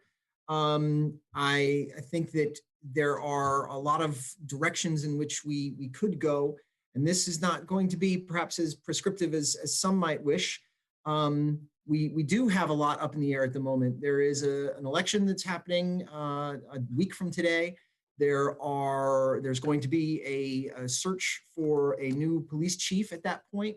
And so there are things that really can't be put into complete motion at the moment. And yet there are things that have been looked at, things that were already in motion and have been disrupted by COVID, by budgetary issues that came out of COVID initially, and then new budgetary issues that came out of the killing of George Floyd and the decisions made in the week leading up to the budget decision in June, and then where we are now. And as I said in my previous remarks, the crisis that we are in with regard to staffing is a symptom. It is a symptom of a crisis of trust. And so how do we address those things?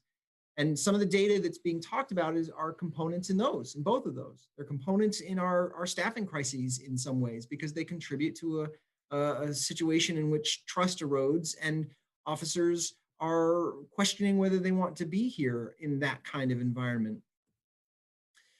So the issue is trust. And plans to address disparities are a component in trying to regain that. Although again, I remain a little bit not confused and not unconvinced, but I am nonplussed at whether or not it's a matter of doing the one before the other. I think ultimately it's going to be a matter of buckling into each at the same time to the best of our ability and to the greatest extent that our bandwidth allows. And just trying to make our way forward. But there's something here, a new stat, and that comes from something that Commissioner Seguino has mentioned. It's come up in previous meetings. I shared something in an email with all of you about it, and it has a real potential there to link with parts of our community that currently feel underserved, that currently have some of these issues with trust. And how do we do that? And I think that the model, just in a brief position, the CompStat model, as it was developed in the early 1990s by Bill Bratton and Jack Maple and Louis Anemone, primarily at the New York City Police Department, that model was the single most important tool for reducing crime at a time when crime had, in 1990, hit its apex across the country. And the results that you see in New York, significantly owing to CompStat, far exceed the rest of the nation. And the notion that somehow the nation as a whole was undergoing a crime decrease at the time, and that it was engendered largely by significant reallocations and deployments of new officers that had been set in motion under President Bush and then achieved under President Clinton, that is belied by the fact that New York's results were so out of whack with everyone else's results in a very positive way. That model was an efficacious, incredibly useful model.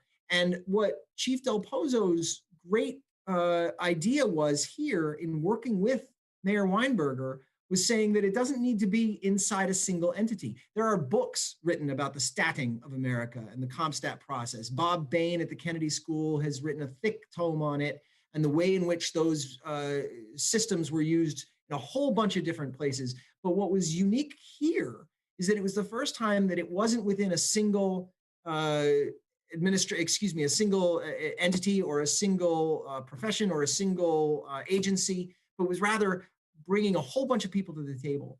The idea of taking what CompStat, and that's a CompStat with two M's, the Burlington version of it, and using that as a model for trying to address other kinds of instances is incredibly full of potential. And it was a key in the RFP that I wrote for the joint committee to edit and submitted back in September. Hopeful that we would have been farther down the road than we are on it now. But the idea being that giving that roadmap to any potential applicants for that RFP, that whatever consultancy came in would say, I need to dig into what happened with Comstat in Burlington, understand it, and use it as a model for what we could talk about here. And I think that's what we're getting at. I welcome any more information from Commissioner Seguino, since she too has brought up this idea and discussed it. And New Amstat that's just a placeholder name. I don't mean it. I've recently had some conversations with Director Dodson and Skylar Nash of the REIB that maybe New American isn't a term that we're going to continue to embrace. And there's all sorts of those questions of language, et cetera, are constantly evolving. So that's a placeholder term. I shared with you also some ideas about neighborhood connection teams, and an idea that I had for a while now and placed into a previous presentation. I shared that too in that email I talked about with all of you. All of these things include reestablishing links to AALV, to Parents University, et cetera, so that we can get some of that understanding sharing that I talked about in my previous remarks earlier this evening in play. We need to be able to have all sides of the equation understand all the other sides better. And this isn't a simple one-to-one. This is a 20-sided D&D dice, a 100-sided die. This thing's got so many different facets that we're looking at, and all of them have to be in proportion to one another and working with one another and understanding one another. We've had historically strong relationships with AALV. This year, we were supposed to be giving our most important citizens award to a member of AALV, Tata Retsebi, but we couldn't because we did not have our annual Police Foundation dinner. The Queen City Police Foundation was going to be making that award. Incredibly important because of work that she's done.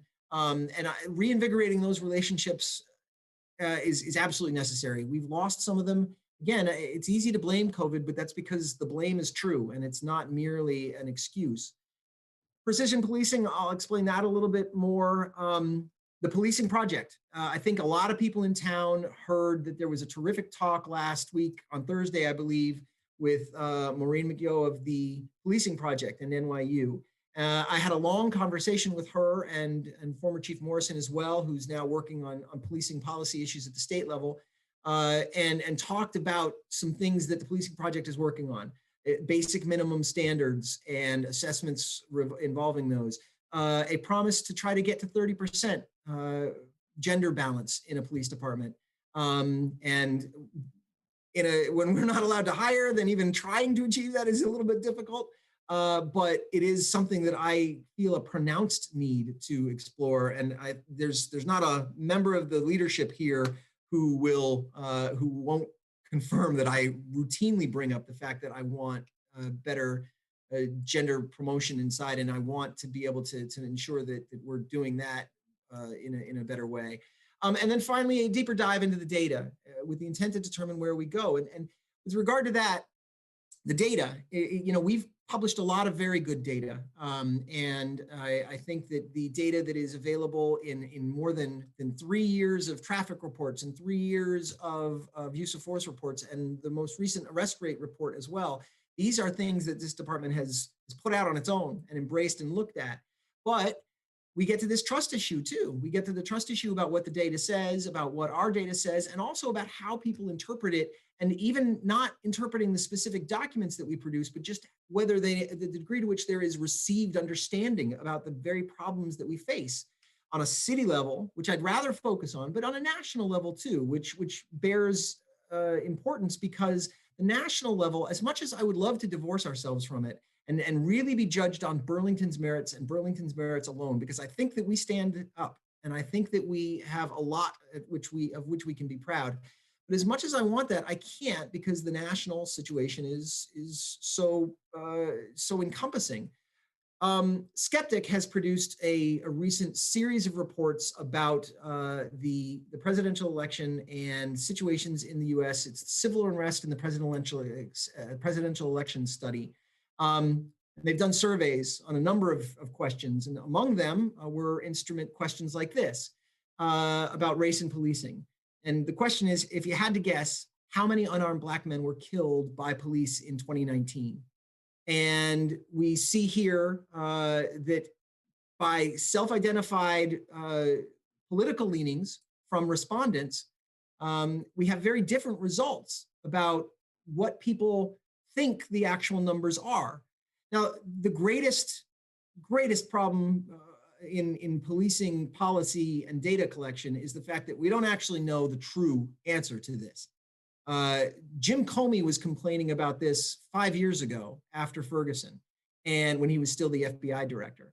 And it has been long known that the data is not there at a national level. There's no way to compel it, and there's no central repository that mandates the provision of it. But in the meantime, we've had several entities that have really gotten much, much, much clearer data. And is it perfect? Possibly not. Depends on how the terminology is used. But one of them is the Washington Post's database on this topic, on the topic of officer-involved shootings that lead to fatalities. And theirs is really, really clear and really strong. And the results that it presents are far different than what we see with regard to received knowledge here. Similarly, what percentage of people are killed by police and based on race, that too is a question that is indicative of a level of overall lack of understanding on these topics from the public at large.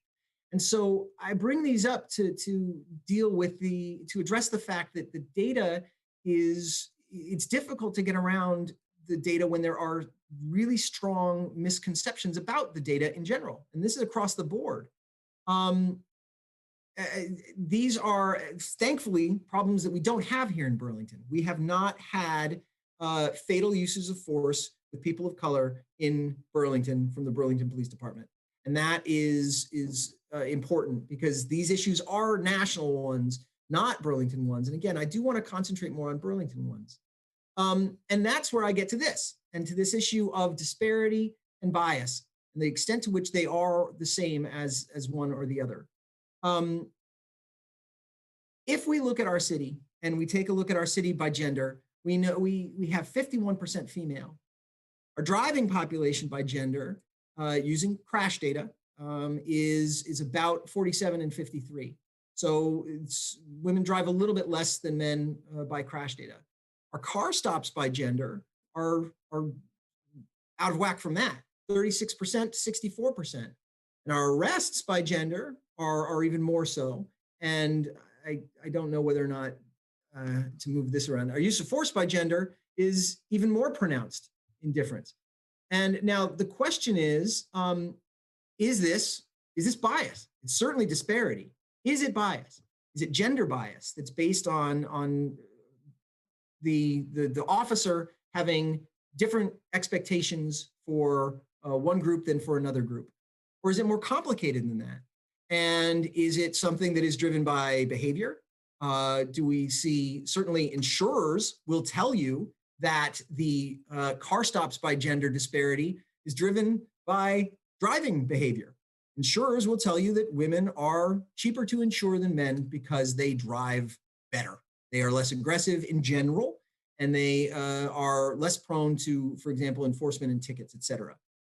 Now, is it all behavior? Is some part of it bias as well? I don't know, and we certainly do want to dig into that. I think when we look at, for example, the pies below that, then we see not just arrests by gender, but Black arrests by gender and Black use of force by gender, and the disparity becomes even more stark.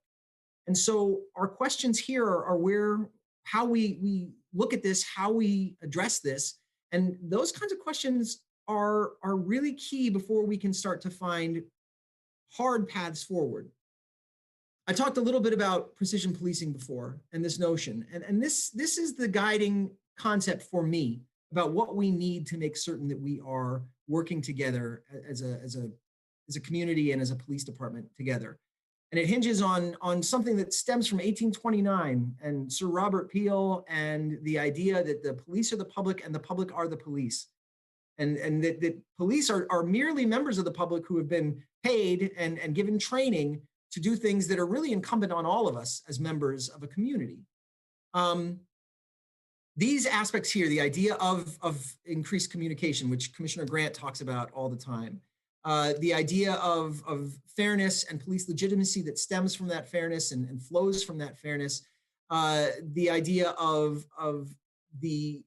making certain that everything that we do with regard to our training, with regard to our roll call talks, with regard to how we hire, is designed to ensure that we are recognizing and embracing and doing all that we can to support dignity and diversity amongst both our officers and our other employees and amongst our citizenry. And then all of these other parts that actually get into the crime aspect of it, particularly focused crime and disorder enforcement, because that is going to be a part and it's going to remain a part. And frankly, as I've said before, we have been in an artificial lull over the past almost 12 months now. I mean, it's the very end of February. On March 10th, this department went into lockdown and proceeded to close ourselves off from the rest of the world before any other part of the city had done so. And I had some discussions with Chief Morrison at the time about it. I really didn't want us to, for example, kick out Al-Anon meets in our community room or met in our community room. I didn't like sealing ourselves off in that way, but it was right. And within a few days, the city had chosen to do the same across its facilities. So it's been a year that we have been in this posture. And that posture has resulted in an artificial lull in our call volume, our incident volume, and especially with regard to crimes and disorder. That is not going to last. Most of the members of this department have now had the opportunity to, the sworn members of this department have had the opportunity to get vaccinated. Many of them have. We're going to be changing certain internal postures because of those vaccinations. The CDC is telling us that people with vaccinations can behave in new ways. That's going to cause changes, and we're going to feel them this spring and certainly this summer.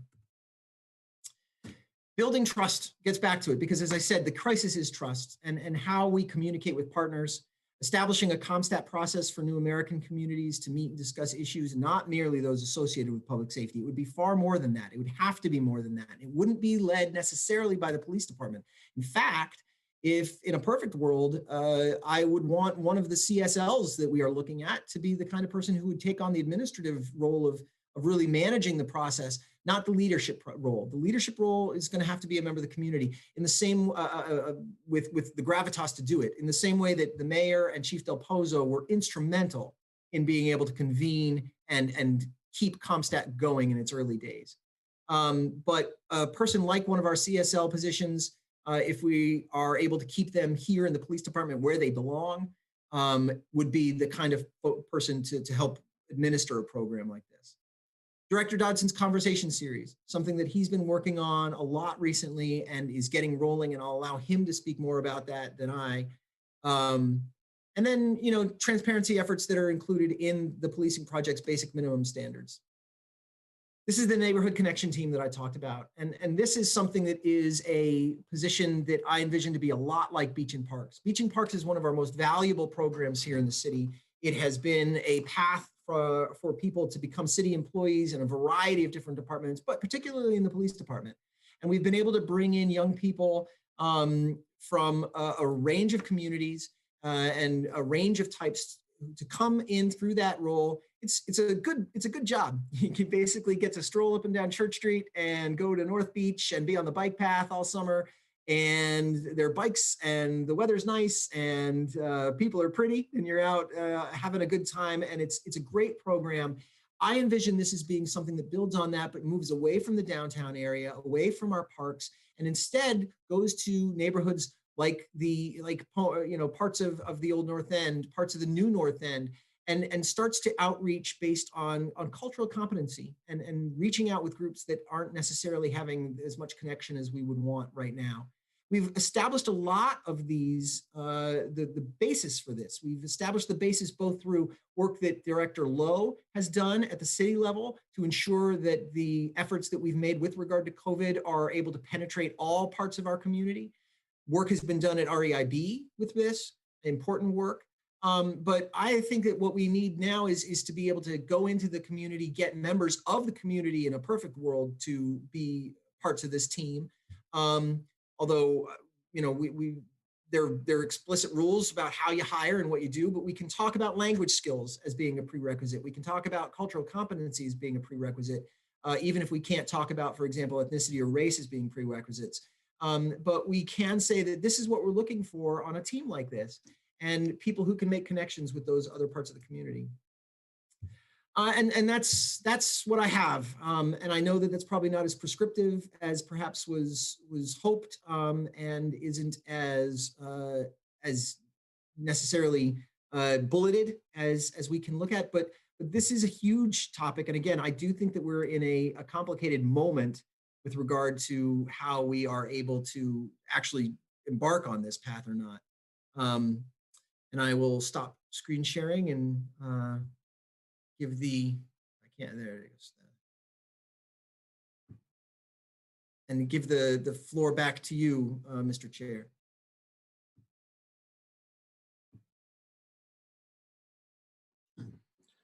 Thank you for that.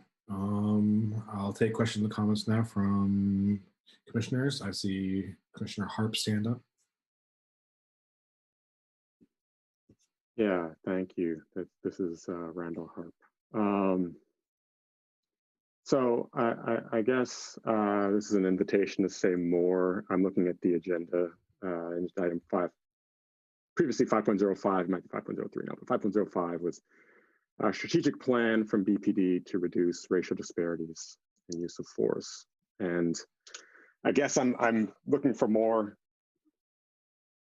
guidance from you about what I guess the only discussion that I saw about racial disparities in use of force was a discussion where it seemed like you were suggesting that there might not be a racial disparity in use of force which merits attention from BPD.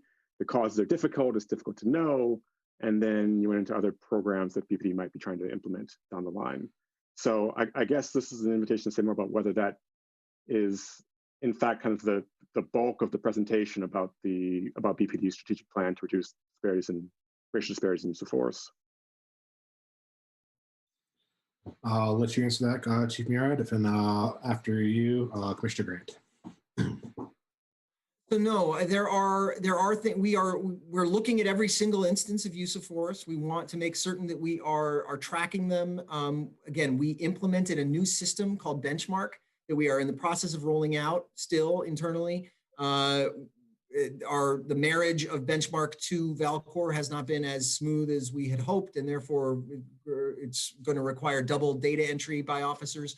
But that is going to allow us to track whether or not we see any kinds of patterns in these. But with regard to the uses of force themselves, we are also looking at changes in certain things and determining whether or not those changes are feasible.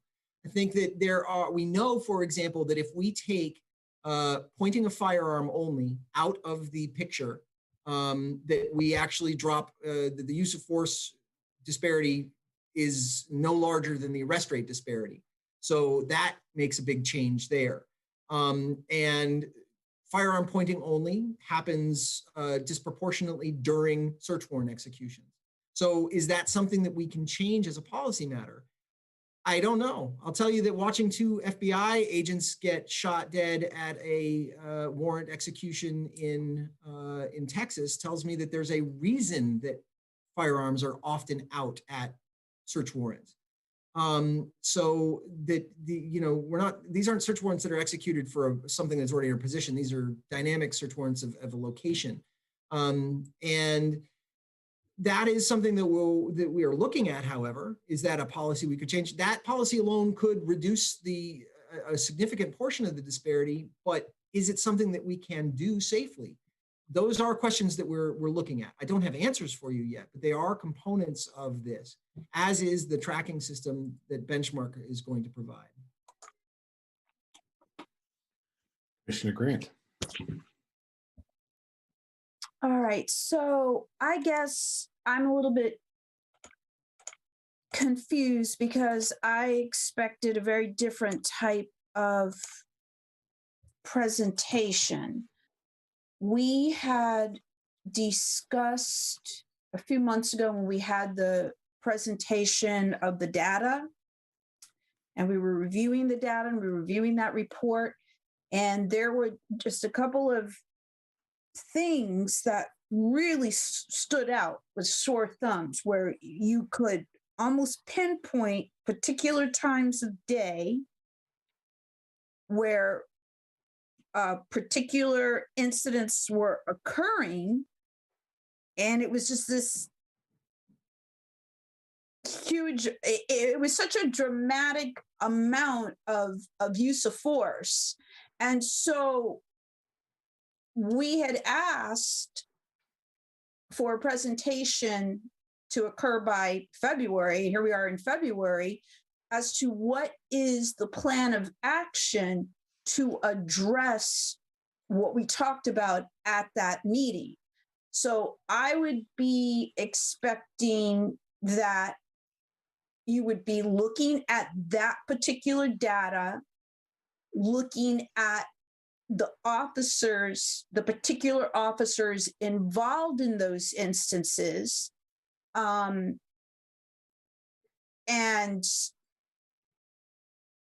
coming up with a plan to look at what's happened. Why was that particular? It was like the downtown district. It was literally a certain time frame, and this isn't at all what I expected. I don't even. I just feel the department can be doing better right now. Like, yes, we have these consultants coming in. Yes, we have to wait for certain things after the mayoral election. I get all that, but I still believe that there are things that could be going on right now where the department could be doing better. And that means taking a hard look at particular officers. I mean, you've got to be looking at that information individually. You've got to be, seeing, okay, who do I have in those spots? Because we know certain officers only want to work at the airport. So that leaves other officers to be in particular areas at particular times. So ideally, if you're looking at all that individual data, which I guess would be my expectation, but maybe it's not happening, you should be able to see who needs, my grandmother had this way of saying, now I'm gonna have to give you a talking to. And I just feel that it's like not getting addressed. It's not getting addressed. And I feel like, why did we have to say that we're the ones to ask you to come up with a plan? It should be obvious that there's some kind of plan that needs to become up. I really get concerned about this narrative that I sometimes feel that there's a narrative that when you, like you said earlier, it's not all the officers' fault. Well, there quite frankly are some things that are certain officers' fault. I'm not making a blanket statement about the entire department. I'm not doing that. As a matter of fact, I've said repeatedly that the behavior of certain officers continues to taint the department. And also, by protecting those officers, it's not a good example for the good officers in the department. So the argument that officers are leaving because, what was it? Somebody posted, oh, everybody hates them, or they feel no support. I'm like, you know what? I'm not sure that's all coming from the community. I'm not sure that the atmosphere in the department, the culture in the department is supportive to officers who may want to do something differently. And maybe they're going someplace else because they feel they can actually do a better job, because maybe doing a good job is not supported in certain ways in this department. And I I don't want to hear about the department being up against the ropes. You know, come off the ropes and say, what can we do? Here I go again, community engagement, right? Get to know the people that we police. Let's work on de-escalation by not escalating something to begin with. How can we approach people better? You know, these are things we can be working on now, I feel. And I feel that certain things can be done without putting themselves in danger. So I just feel that you have to be looking at certain individuals and you got to be coming up with a plan, because you have these data points that just stood out like sore thumbs. And any way you want to try to, you know, yes, we can talk about the times, we can talk about what's going on, but the bottom line is sometimes you have people that need a talking to. You have people that have a bias that is affecting how they do their job. And when you protect them, that's just not sending a good message to good officers who know they could be doing a better job. When certain behavior is excused and defended, it's not sending a good message, you know, and the bar is set so low. The bar is set really low. It's just like, it's legal. It's legal. Okay, it's legal. But what's the morality of it, right? What's the morality of it? It's legal, but is it right? What can we do to be better, to be legal and to be better? So I will stop there for now. Thank you. I saw Chief Sullivan's hand up. Do you want to respond to that? Or you want? I was just going to say, I'd be more than happy to discuss this in executive session, but I don't feel it's appropriate to really go into detail here. Okay. Commissioner Hart. Yeah, thank you. I guess one of my questions would be what the department would like to see out of the data. So putting aside whatever the numbers are right now, what would the department like to see out of the numbers to suggest that the department is, does not have, that there are no concerns that ought to be addressed with respect to kind of how the department is doing its policing with respect to uses of force. So there was a suggestion that, if you take out all of the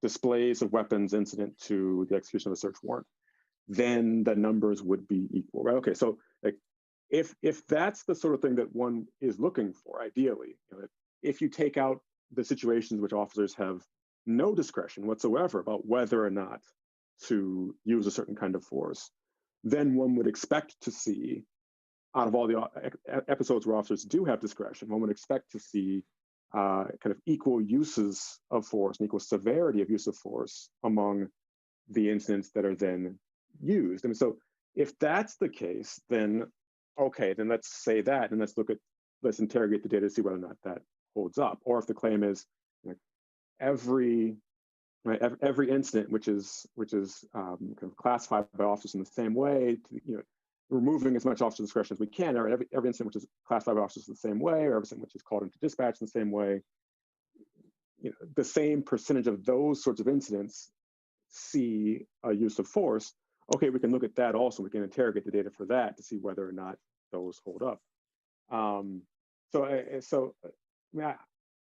sympathetic to the claim that that the data might be superficially misleading, that there might be things that we need to look further into to know whether or not the kind of the uses of force represent cases of poor officer discretion or not.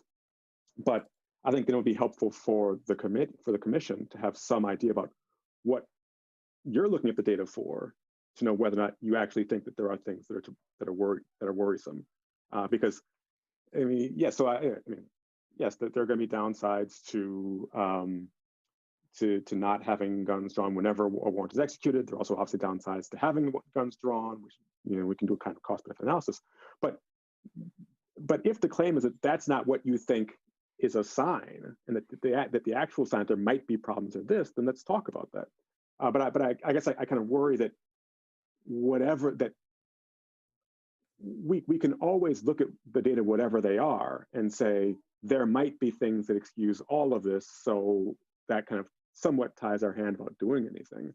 I think it's better to just say, okay, well, you tell us what the data ought to look like then, and then let's look at the data to see whether or not that holds up. Thanks. I see Commissioner Seguino's hand.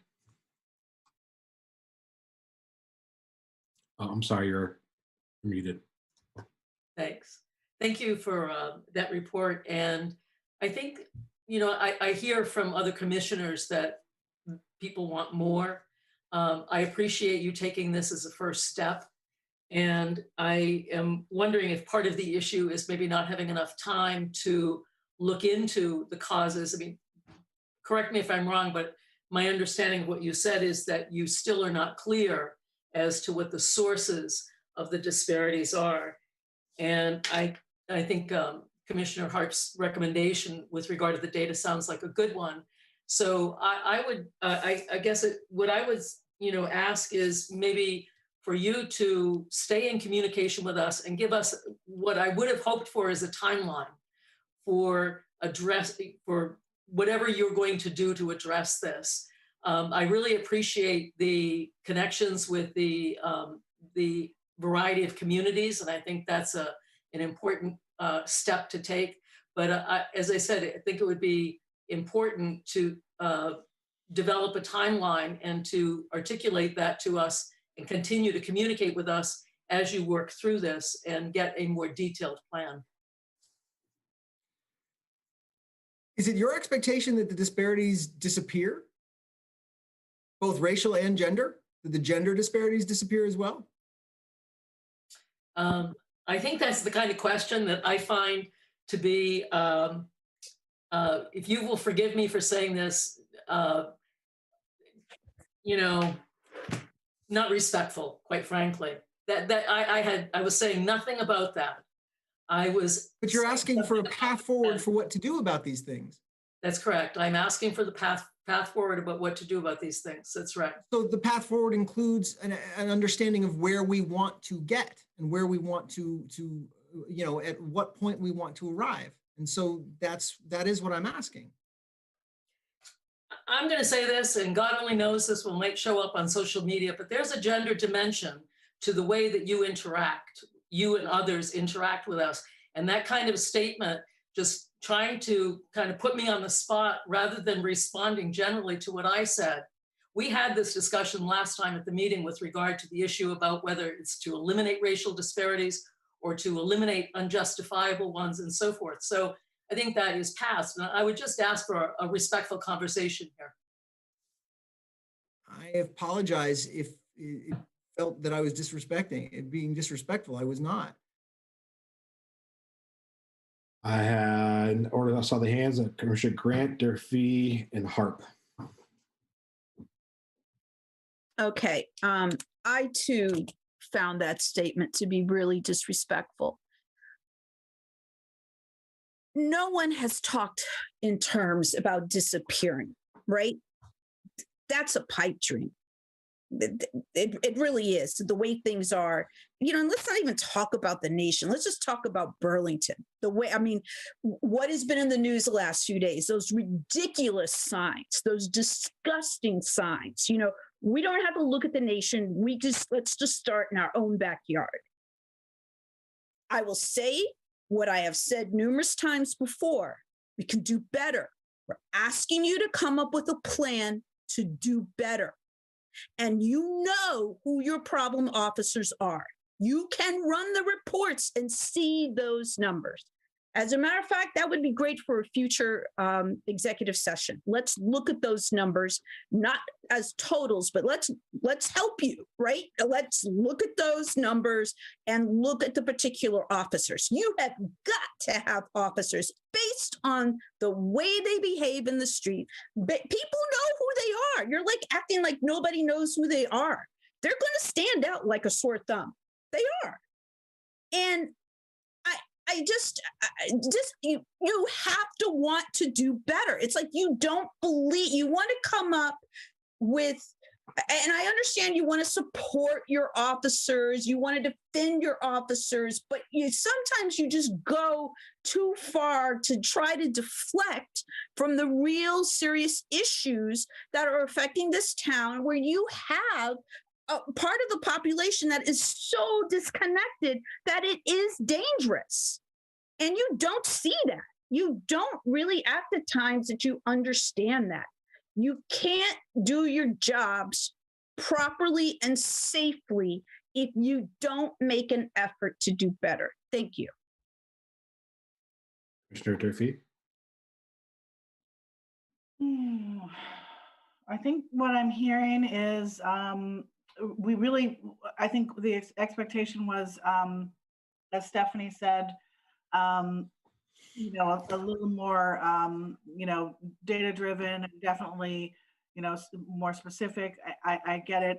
I just want to say, the last two meetings, it really does make me uncomfortable to be in a combative situation where comments are being said on both sides, where everybody's all upset. This is the police commission, and there's people in attendance watching.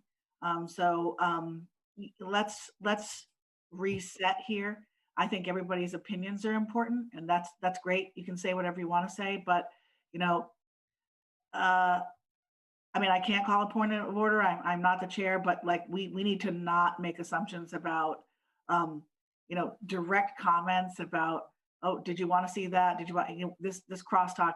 Really, we've got important work to do, and there's so many people waiting for us to do that work.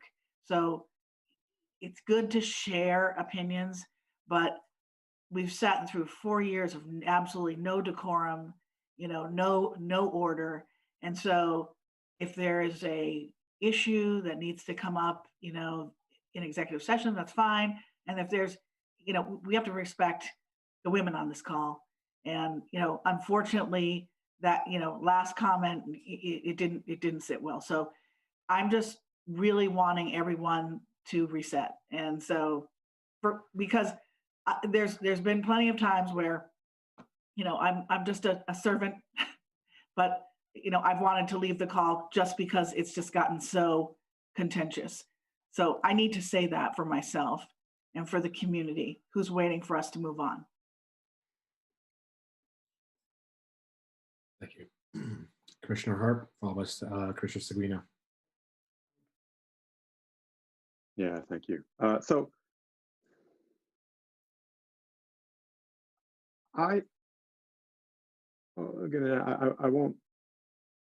won't say anything at all about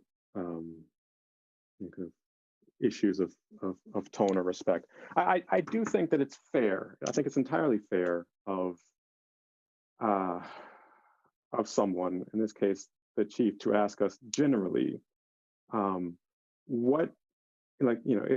if the request that we're making is for a certain kind of progress, what does that progress in our minds look like? In the same way that I asked, at least I understood myself to be asking the chief the same question, right? Which is putting aside the specific question of what the data look like right now, what in your mind does a kind of ideal situation or an endpoint look like?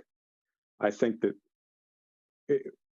if we can't articulate those endpoints as clearly as we can, then there's not going to be any kind of basis for common agreement about what progress looks like, because progress requires that we have some kind of goal or endpoint in mind. So it was with that in mind that I asked the chief to say what he would think the goal would look like if if he were happy with the data as indicating that there were not kind of problems or concerns with respect to racial disparities. And so I'll answer the question that he posed with what I take to be the spirit of it, which is, what do I think that endpoint would look like? And do I think that endpoint would not have any disparities whatsoever, either along gender lines or racial lines or whatever? And so I'll answer that question and just say, again, from my perspective, no, I don't think that kind of, well, I mean, there are two ways to talk about ideal, right? In an ideal world, yes, in an ideal world, there would be no disparities along racial lines, because in an ideal world, access to quality of life, resources, et cetera, would be distributed equally among everybody. You wouldn't have certain groups of people who are more often living in communities, environments, which themselves make it more difficult to get by. You wouldn't have certain behaviors criminalized, which are incident upon things like poverty. And so, but it's certainly clear to me that, and I'll speak colloquially right now, right? Look, if you put all the Black people in the poor areas of the country, and then you make certain kinds of, if certain kinds of criminal behavior are just also associated with living in poor, depressed areas of the country, it's not at all going to be a surprise that you're going to have more criminality among people that are forced to live in these areas of the country. So that's not a problem that a police department in and of itself can solve. A police department can't distribute resources equally around the country. A police department can't solve, hundreds of years of systematic racism and oppression, et cetera. Like, police departments by themselves can't do that. But even with the recognition that, that part of the problem that we have, part of the kind of structural racism that we face, is the fact that Black people and other minorities in this country tend to already be poorer, tend to live in worse areas, tend to have to engage sometimes in behaviors which are either criminalized themselves or incident to criminality. Even with that, even when you put aside all of that, the suggestion is, looking at various kind of studies and data that have been collected, and I'm happy to kind of distribute some of these after the session. The suggestion still is that there are still, when you look at kind of discretionary actions of, and we'll talk about police officers right now because this is a police commission, when you look at discretionary behavior among police officers in general across the nation, you will still find kind of increased uses of force when it's up to officer discretion against minorities than you have against white people in this country. And like I said, and I'm just talking about nationwide trends right now, so I'm not talking all about Burlington, right? So then the question becomes, do we have reason to believe that that isn't a problem in Burlington or not? And I think basically that's the question that we're asking, right? It is, when we look at the data, on kind of the police commission side or as individual commissioners, when you look at the data as a chief, do you see concerns about that or not? And if you don't see concerns, the question is like, how do you explain the seeming disparities so that it's clear that you're not worried about the seeming disparities, right? Again, I'm happy to agree that seeming disparities are not in and of themselves a sign that there's a problem, but seeming disparities are seeming disparities. And so, if you're not worried about seeming disparities, then I guess the question would be like, what is it about those numbers that suggests that there's not a problem? And again, to control against what some commissioners kind of suggested might be an easily understood desire to kind of both defend and support the officers who work for you, to maintain officer morale and everything. And given that easily understood desire, is there a way of trying to identify patterns in the data which kind of you could tie yourself to and say, like, this is what you're looking for? So it's not a question of whether or not you kind of want to defend officers or not. It's just a question of what do the data look like. So yeah, so again, so if you're asking me, do I think there are going to be no disparities? No, I don't think there'll be no disparities because the world is the way that it is. It's not an optimal world. What does that mean? I don't know. But again, but my idea would be, ideally, that whenever you can isolate in as quote unquote objective way as possible, whenever you can isolate certain kind of call types, certain officer response types, Even, you can do kind of, coding of participant behavior with video auditing.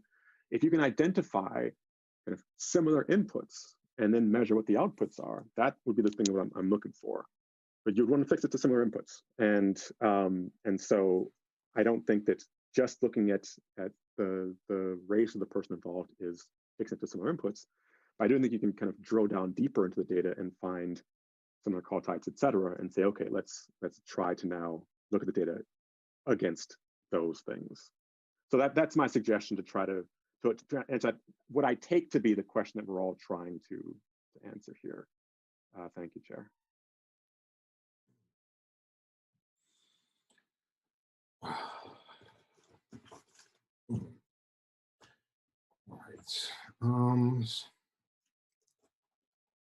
So I guess the path forward on this. Wow. Sorry, I've got all these words for right now. I guess. So I guess how do we move forward? What's Grant followed by Durfee?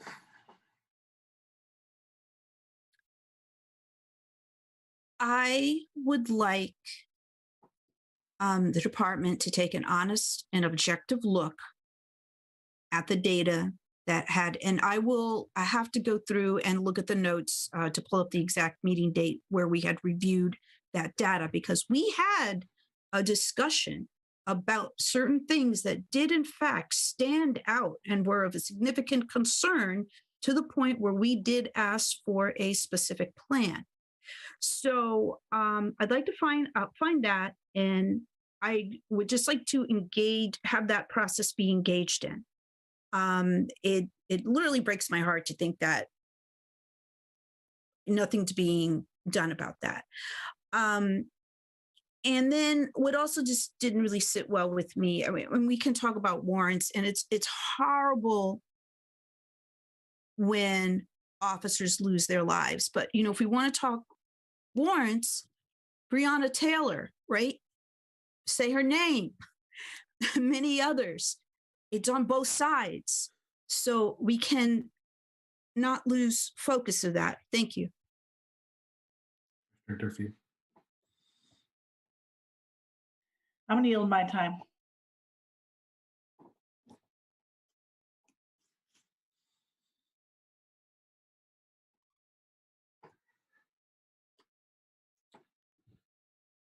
All right. Something I think that we'll have to revisit. It's an ongoing thing, and it's my hopes that maybe, hopefully, next meeting we can have something or expand on this and just kind of further work on this and try to do better, because that is what's being asked here.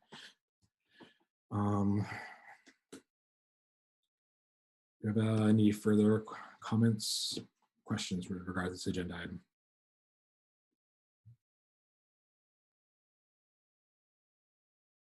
See Director Dodson. Yeah, I've obviously been listening. I don't purport to have any pat answers here. I listened to what Commissioner Durfee had to say. I think it was also present in what Commissioner Harp had to say. I'm not in any way weighing in directly on the tension that was experienced just before in the meeting, but I'm eager and I'm hopeful for our community to figure out a way to move our collective overarching conversation about our public safety apparatus and about the issues of race, particularly as much as we can as they pertain to Burlington.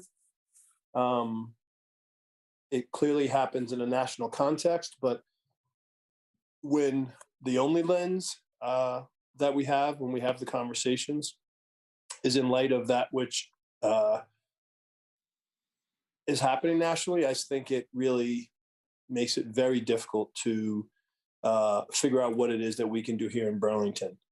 But I do think if we can figure out a way, and this is not in any way meant to let any stakeholder player off the hook. We all are accountable for all that is occurring, but it just strikes me that we can perhaps put our heads together, our hearts together to figure out a way, a path as it relates to how we have the conversation that can change things. I don't, the chief alluded to a process that I've been trying to get going with his support and the deputy chiefs and others within the department. And it's only based on my experience outside of this context, but in other challenges, conflicts, conversations, dialogues. And that was one thing I think is a continual challenge in our community is, and Commissioner Grant talks about this, but making sure that we create the circumstances and the supports to actually empower and amplify the voices of our BIPOC community.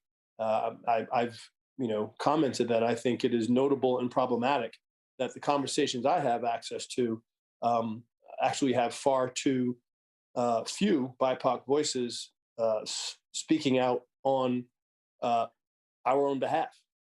Right. So one night there was approximately 150 people called in for a public comment, most of it talking about what was happening to BIPOC folk. I think there's about 10 BIPOC folk in that number, maybe. Now, there ain't a lot of us. There's more than 10. There's more than 10 of us who are experiencing these things, and more than 10 of us who have lived here for some period of time, and more than 10 of us who I think have very credible, legitimate, important voices to bring to bear. And in the conversations I'm privy to, there's often an absence of that voice. And so we began a little experiment. And I was saying that little experiment the other day, 5 long-term BIPOC folk from Burlington, 5 cops. And we talked, and everyone started by saying who they were, why they're here, how long they've been here. Cops talked about why they became cops. And it was, from my vantage point, I have access to most of the conversations. It was one of the healthiest I've been present to. There was a Black man who said that when he sees the Black Lives Matter flag, we're talking about the Black Lives Matter flag, he said that flag is saying to white folks, stop killing us. And there was a cop who just stopped, counting in his tracks, and said, I never really understood it that way. I didn't look at it that way. I thought there was deep empathy in this cop's response. And the cop talked about his own biases. That's the kind of circumstance. We want to create circumstances where human beings can show up that way. We left. I think all 10 people felt like it was a positive conversation. I don't think I've been in any other conversation. I don't think I've been in not a single council, commission, joint committee meeting where everyone left saying that was a good conversation. But these were people, this group of people didn't all have the same ideas. And these BIPOC folks, some of them had said they had difficult experiences at the hands of the Burlington police. But they also respected that, as Commissioner Grant said, that there's a whole bunch of police there, and some of them are police that have moved on. This is, these experiences were over time. And so, I'm sorry for holding forth, but I'm just fearful. I look and I just see the kind of stalemate and the kind of dead end that, for me, exists in our national politics, and it really disturbs me and scares me because we could just be log jammed and end up in a stuck place and all be the worse for it. And it's going to take all of us to figure out how we all show up in a way that avoids that trap. So that's my piece. Thank you. Thank you for that.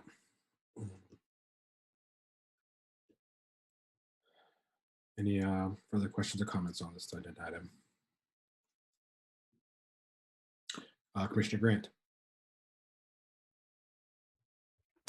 Hi, so I would like to thank Director Dobson for that information. I find that to be the type of information that is exactly what needs to happen and what needs to be shared, because I have a lot of issues with quote unquote traditional bias training. It's literally in one year, out the other. And when I've talked about public engagement, I literally have been talking about what you just described, because it is far more impactful. And going back to the fact that we know that our officers, for various reasons, don't live in the areas that they serve and protect. So it's important that they're actually talking to people in the community to avoid the stereotypes that exist. So don't keep these conversations a secret, so to speak. So, maybe you don't talk about who was involved in the conversations, but, describing the type of conversation, like taking a different method, having that level of interaction, that's what's important. And that's what people need to hear what's happening, because that's what's going to improve, what the chief was discussing earlier. You equate certain things with trust. Some of them, the way you equate things like with use of force and trust, I don't agree with. But yes, there is an overall issue of trust in the community. And what was just described is exactly what people need to know is going on, and hopefully more of it will go on, because then you start to create these personal relationships and improve upon them, because they've been really lacking in our community. Thank you. Commissioner Durfee, followed by Director Dodson. I did hear about that conversation, and thank you for facilitating that. I know that it was a thing, and from some folks, because it seems like there's not a lot of Black voices that have been involved in those type of conversations, and I was very encouraged to hear about that from actually a couple of folks. So that's great. I think for this agenda item, my suggestion would be, it really wasn't, from my standpoint, having written a lot of strategic plans, it wasn't quite the strategic plan that everybody had hoped for. So I think it can be ongoing.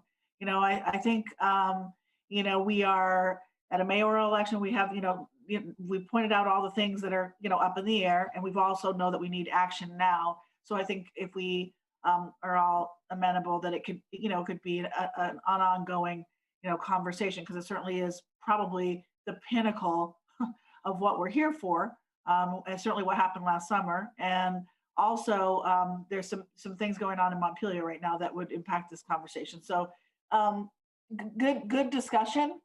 A little heated at times, but we've got to remember what we're talking about. So I just wanted to try to give you, Jabu, Chair Gamache, some perspective, and the ability to, we're not moving on. It wasn't exactly what we hoped for, but it sounds like all parties are amenable to doing something,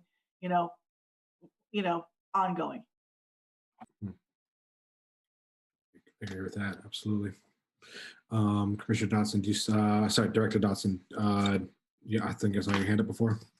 Sure. Thanks, Commissioner Gamache. And just because Commissioner Grant responded, thank you, Commissioner Grant. And please, nothing is meant to be any sort of secret. It's come together relatively quickly. There's a certain sort of herding chickens element to the work, and COVID, and people are busy. So it was something that's been talked about. But I do think that, and I don't, there's no secret to the participants.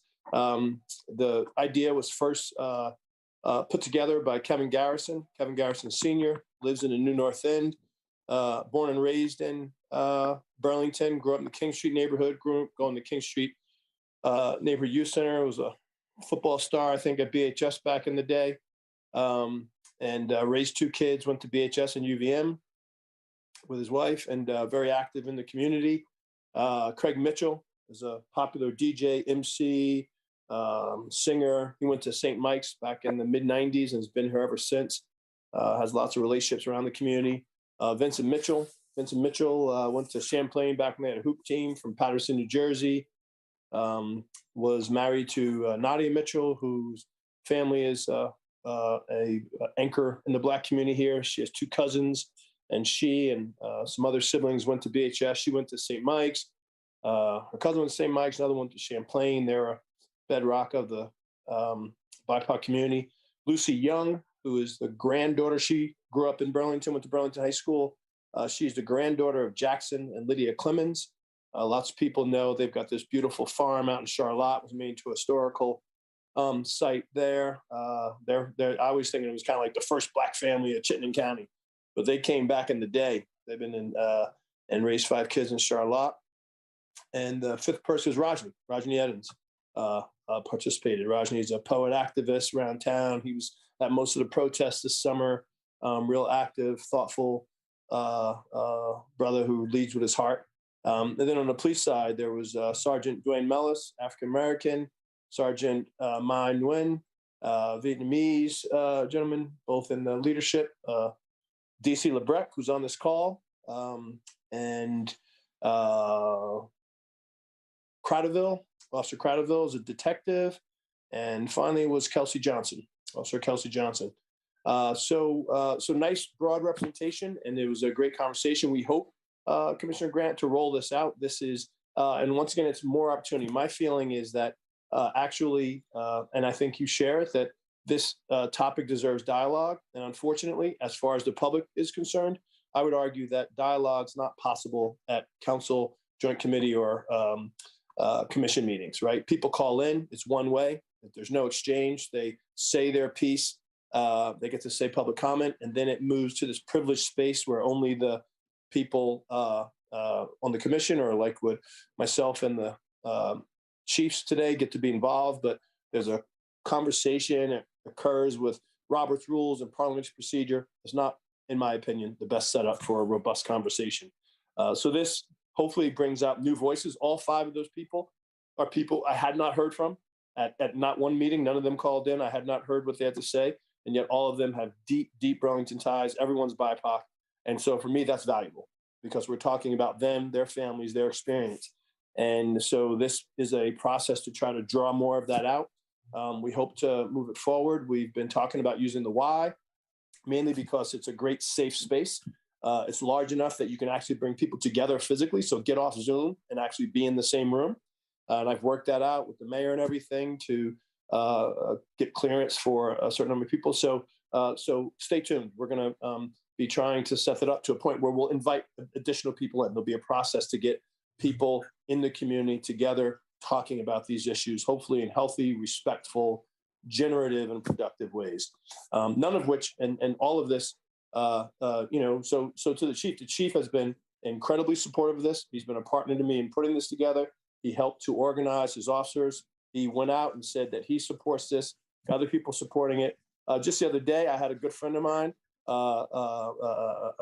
African brother who I'm close with. He was stopping by to talk to me, and spontaneously, I asked the chief if he was available. And so for 2 hours, he listened. This gentleman did not necessarily agree with the chief, but they had a really respectful dialogue. We talked about some things that were in the news. And so, I feel like I'm in this crazy, perverse position of having to, or being seen as defending the chief. I'm just trying to say what is. I have access and other people don't. I see things that people don't see. And I think that these additional things that are happening help to more fully flesh out the picture as we all work through these difficulties and do what, when I'm with him, the chief acknowledges the need for growth, acknowledges the bias and racism that has to be present in an agency that's part of the context of America where these things exist. So I do think there's opening for us to do this work and have these conversations and move forward and build the agency that honors all of us. Thank you. Commissioner Grant, I think I saw your hand up. Yes. So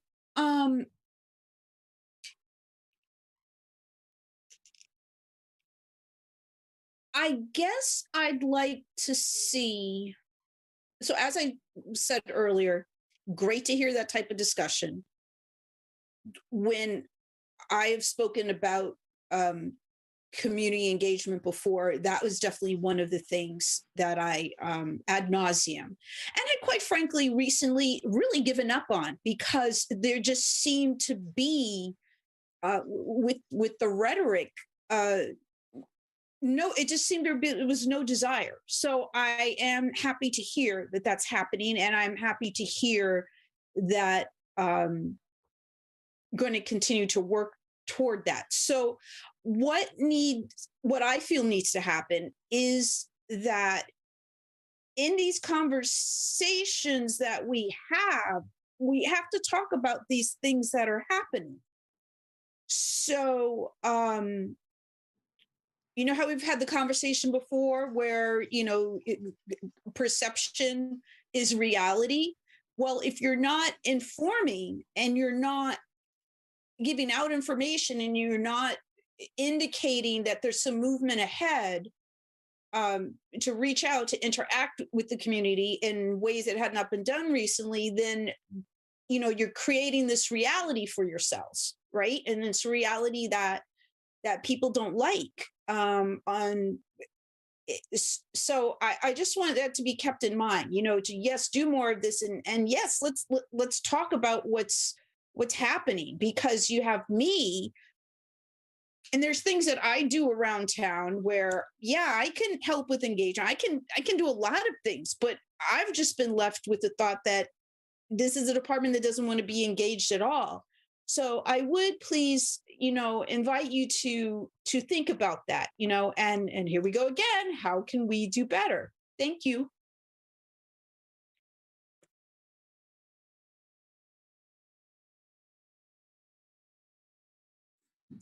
Awesome. Thank you for that. And thank you, Director Dodson, for that as well, too. Some good information to know. So I feel like we will be retouching. This agenda item will be coming up again in the future. I think it's something we need to retouch on and just kind of checking where it's coming along moving forward. There's no other further questions or comments on this agenda item. We shall move on to 5.06, which is the use of force incident report. With that, I give the floor back to the chiefs.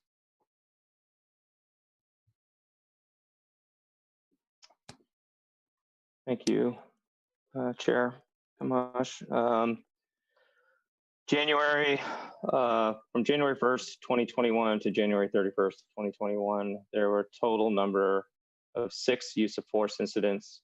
Within those 6 incidents, there was a total use of force of 9 uses of force in those.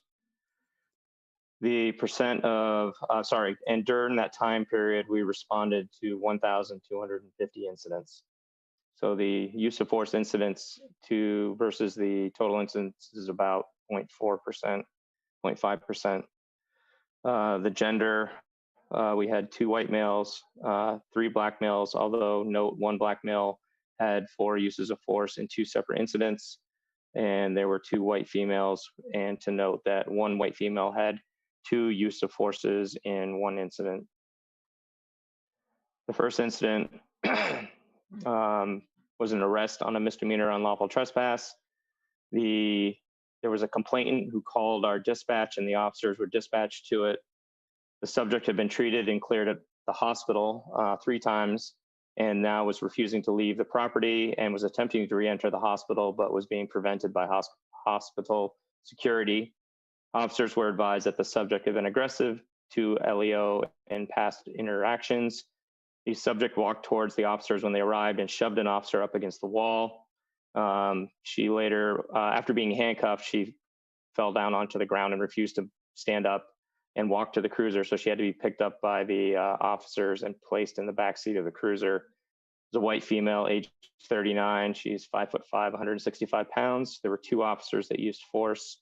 The first officer used verbal direction, empty hand controls, and picked the subject off the ground. Officer 2 used verbal direction, empty hand controls, and assisted and picked the subject up from the ground.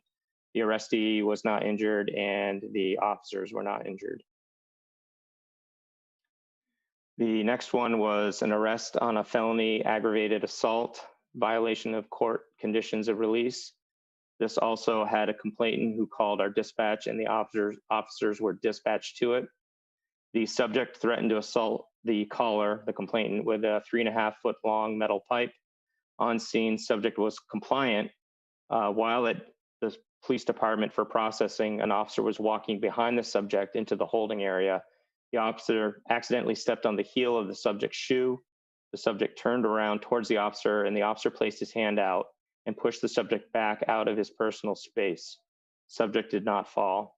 He was a black male, age 26, 5'10", 180 pounds. One officer, Officer 1 used verbal direction and empty hand controls. The arrestee was not injured and the officer was not injured. The next was, well, do you want me to go over it as the one you guys have all watched the video on? It was the incident on Grant Street, or sorry, George Street. Do you want me to walk through that, or do you all feel that you've been well briefed on this one?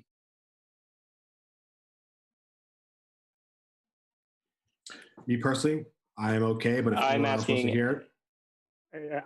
If you don't mind, Chair, I would actually like to just hear how that would be described relative to the other ones, just to get some sense of comparison. Sure. Sounds good.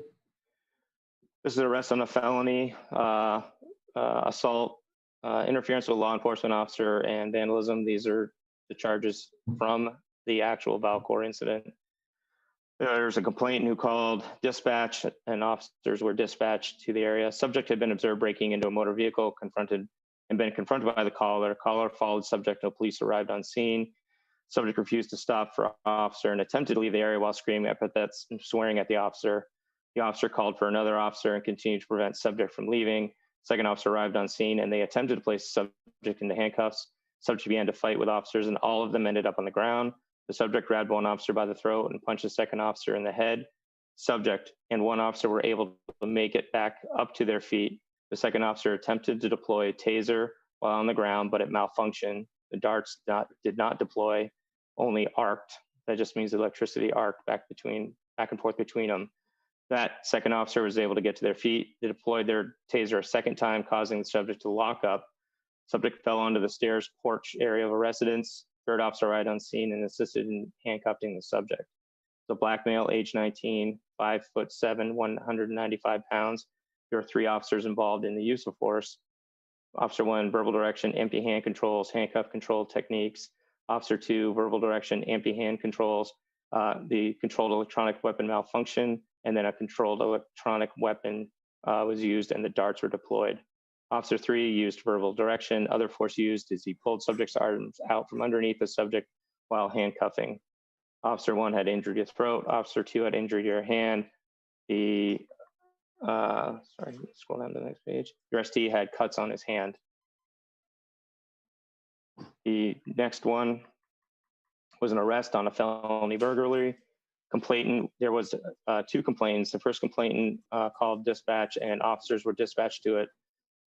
A subject demanded entrance into complainant's residence and made threats to resident if he was not allowed in. The complainant did not know subject and did not allow subject into residence. Subject then attempted to break through basement window but was unsuccessful. Resident's younger daughter called 911 a second time, stating the male had some type of weapon, was breaking into the garage. The first arriving officer observed the side door of the garage to be open with the lights on and could hear glass being broken. With the knowledge that the officer received from dispatch about a weapon possibly being present, the officer drew his firearm. As the officer approached the garage, he observed a male inside behind a vehicle. The officer could not see the subject's hands. This put him in fear that the subject could brandish a weapon. The officer displayed his firearm at the subject, held the subject at gunpoint. While at gunpoint, the officer ordered the subject to show his hands. The subject complied. The officer ordered the subject to slowly walk out of the garage and face the garage door once outside. The officer ordered him to place his hands behind his back. The subject was being compliant with the orders, and they were able to place him in handcuffs with no further incident. It was a black male, age 19, 5'7", 195 pounds. There was 1 officer who used force. He used verbal commands, and his firearm was pointed. The arrestee had no injury, and the officer had no injury. So the next one is an agency assist, disorderly conduct. There was a complainant who called dispatch and an officer was dispatched to the scene. The officer dispatched to a subject attempting to drive his vehicle that was in the process of being repossessed off the back of a flatbed tow truck. Upon arrival, subject got out of the vehicle and got off flatbed, began yelling and screaming at the officer and the tow truck operator, running out into the traffic and causing a disturbance. The subject attempted to climb back onto the flatbed. The officer used his hands on the subject's shoulders to prevent him from doing so. The subject stopped his attempts and paced around until the vehicle was removed by the tow truck and then left the area. It was a white male, age 51, 5'8", 175 pounds. There was one officer on scene and one officer used force. He used verbal commands and the empty hand techniques. The subject was not injured and the officer was not injured. The next one is an arrest for a felony aggravated assault, interference with a law enforcement officer, and disorderly conduct. Excuse me. This was officer initiated. The officer was working downtown. He observed two subjects, a male and a female, fighting and intervened to stop the assaults. When the officer identified himself and told them to stop. The officer then tried to detain the male subject who violently resisted and attempted to strike the officer. The officer and subject ended up on the sidewalk and the officer was able to control the male. The female subject then approached the officer on the ground, yelling and screaming at him. Fearing he was going to be assaulted, he pointed his controlled electronic weapon at her and ordered her to back up. The female subject complied. Officers arrived on scene and were able to take the male subject into custody. It was a white male, age 29, 5'11", 165 pounds. White female, age 23, 5'3", 130 pounds. There were two officers that used force. The male officer one used on the male subject verbal commands, empty hand techniques, roughly 4 of them. And then he also, on the female subject, used verbal commands and pointed his controlled electronic weapon or taser was pointed at her. Officer number 2, who arrived on scene, used his body weight on the legs of the male subject that allowed the officer 1 to put him in handcuffs. Officer 1 had an injury abrasion to his right and left knee. Male subject had an abrasion on his hand. And that was it for the month. Thank you for that, Chief. Any commissioners have any questions or comments in regards to that incident report?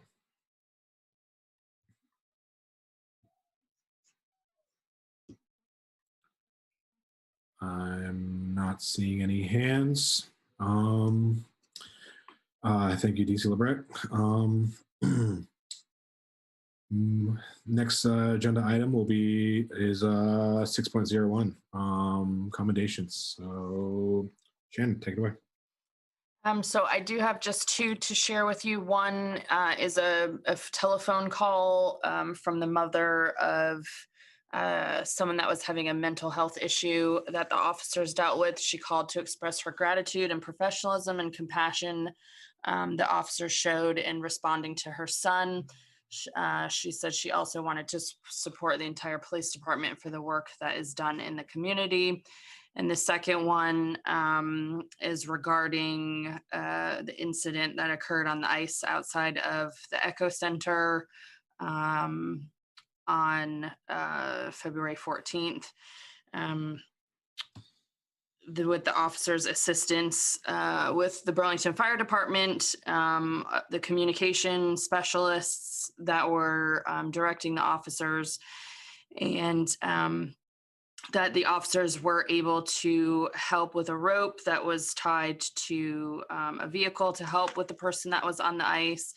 And also that the radio communication was clear and the officers demonstrated a high level of life-saving techniques and were able to use quick decision-making, although unfortunately the gentleman did not make it. And that's all. Thank you. Next up is agenda item 7.1, Commissioner updates or comments. Any commissioners have any questions or comments, or comments or anything that was not addressed in the meeting tonight? Please let me know.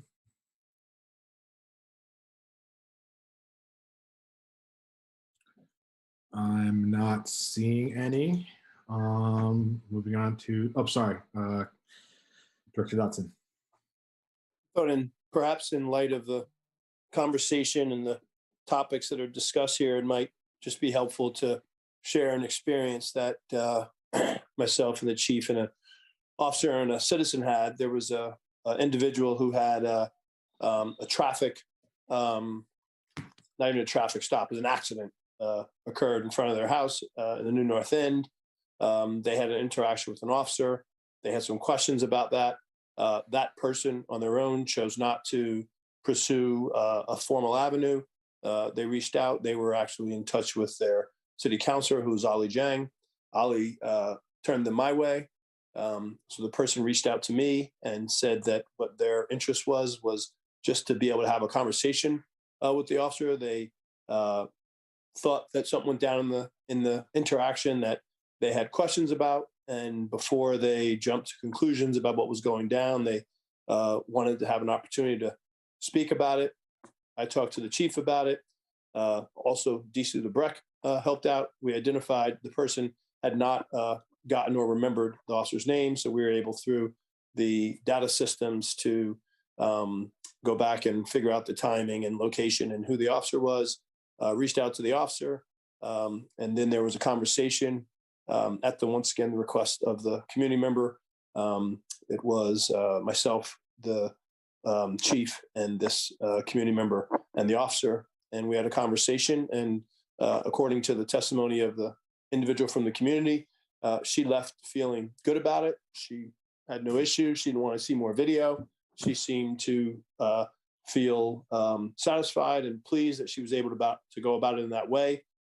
Seems also relevant to the conversation that it was a white woman, but her boyfriend, and the part of the interaction involved a BIPOC male, the owner of the car. And so it just seems like that's the kind of story that doesn't necessarily get out there, but it's something that I had access to, and it seemed relevant to some of the things we're talking about tonight. Thank you for that. All right. Moving on to agenda item 8.01, next meeting agenda items. I plan on reaching out to BPOA just to invite one of them into our next meeting to explain and expand on some of the things that Commissioner Grant talked about with regard to bias training and things like that. And I also have here, I guess, what the next step looks like in terms of council monitor, kind of things like that.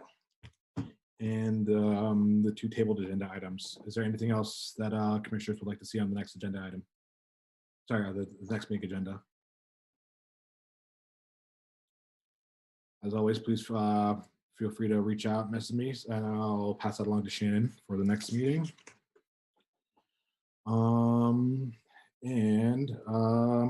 I motion that we go to before I do that, yes. So I motion that we go to executive session to discuss disciplinary matters and citizen complaints. I couldn't hear you, but I believe that was the second. The second. Yeah. All in favor? We have 4, so that's technically still a quorum. Stephanie had to step out to take care of a personal issue. So yes, all in favor of going to executive session to discuss citizen complaints and I'm so sorry, citizen complaints and disciplinary matters. Raise your hand to say aye. Aye. Aye. Aye. Passes unanimously. For everyone that's tuning in from the public, at the conclusion of executive session, our meeting will be done and it will be adjourned at that moment. So there'll be no more deliberative actions taken afterwards. The time right now is 9:06. Everyone should have had the Zoom link mailed to them for executive session, and we shall reconvene at, let's say, 9 minutes at 9:15.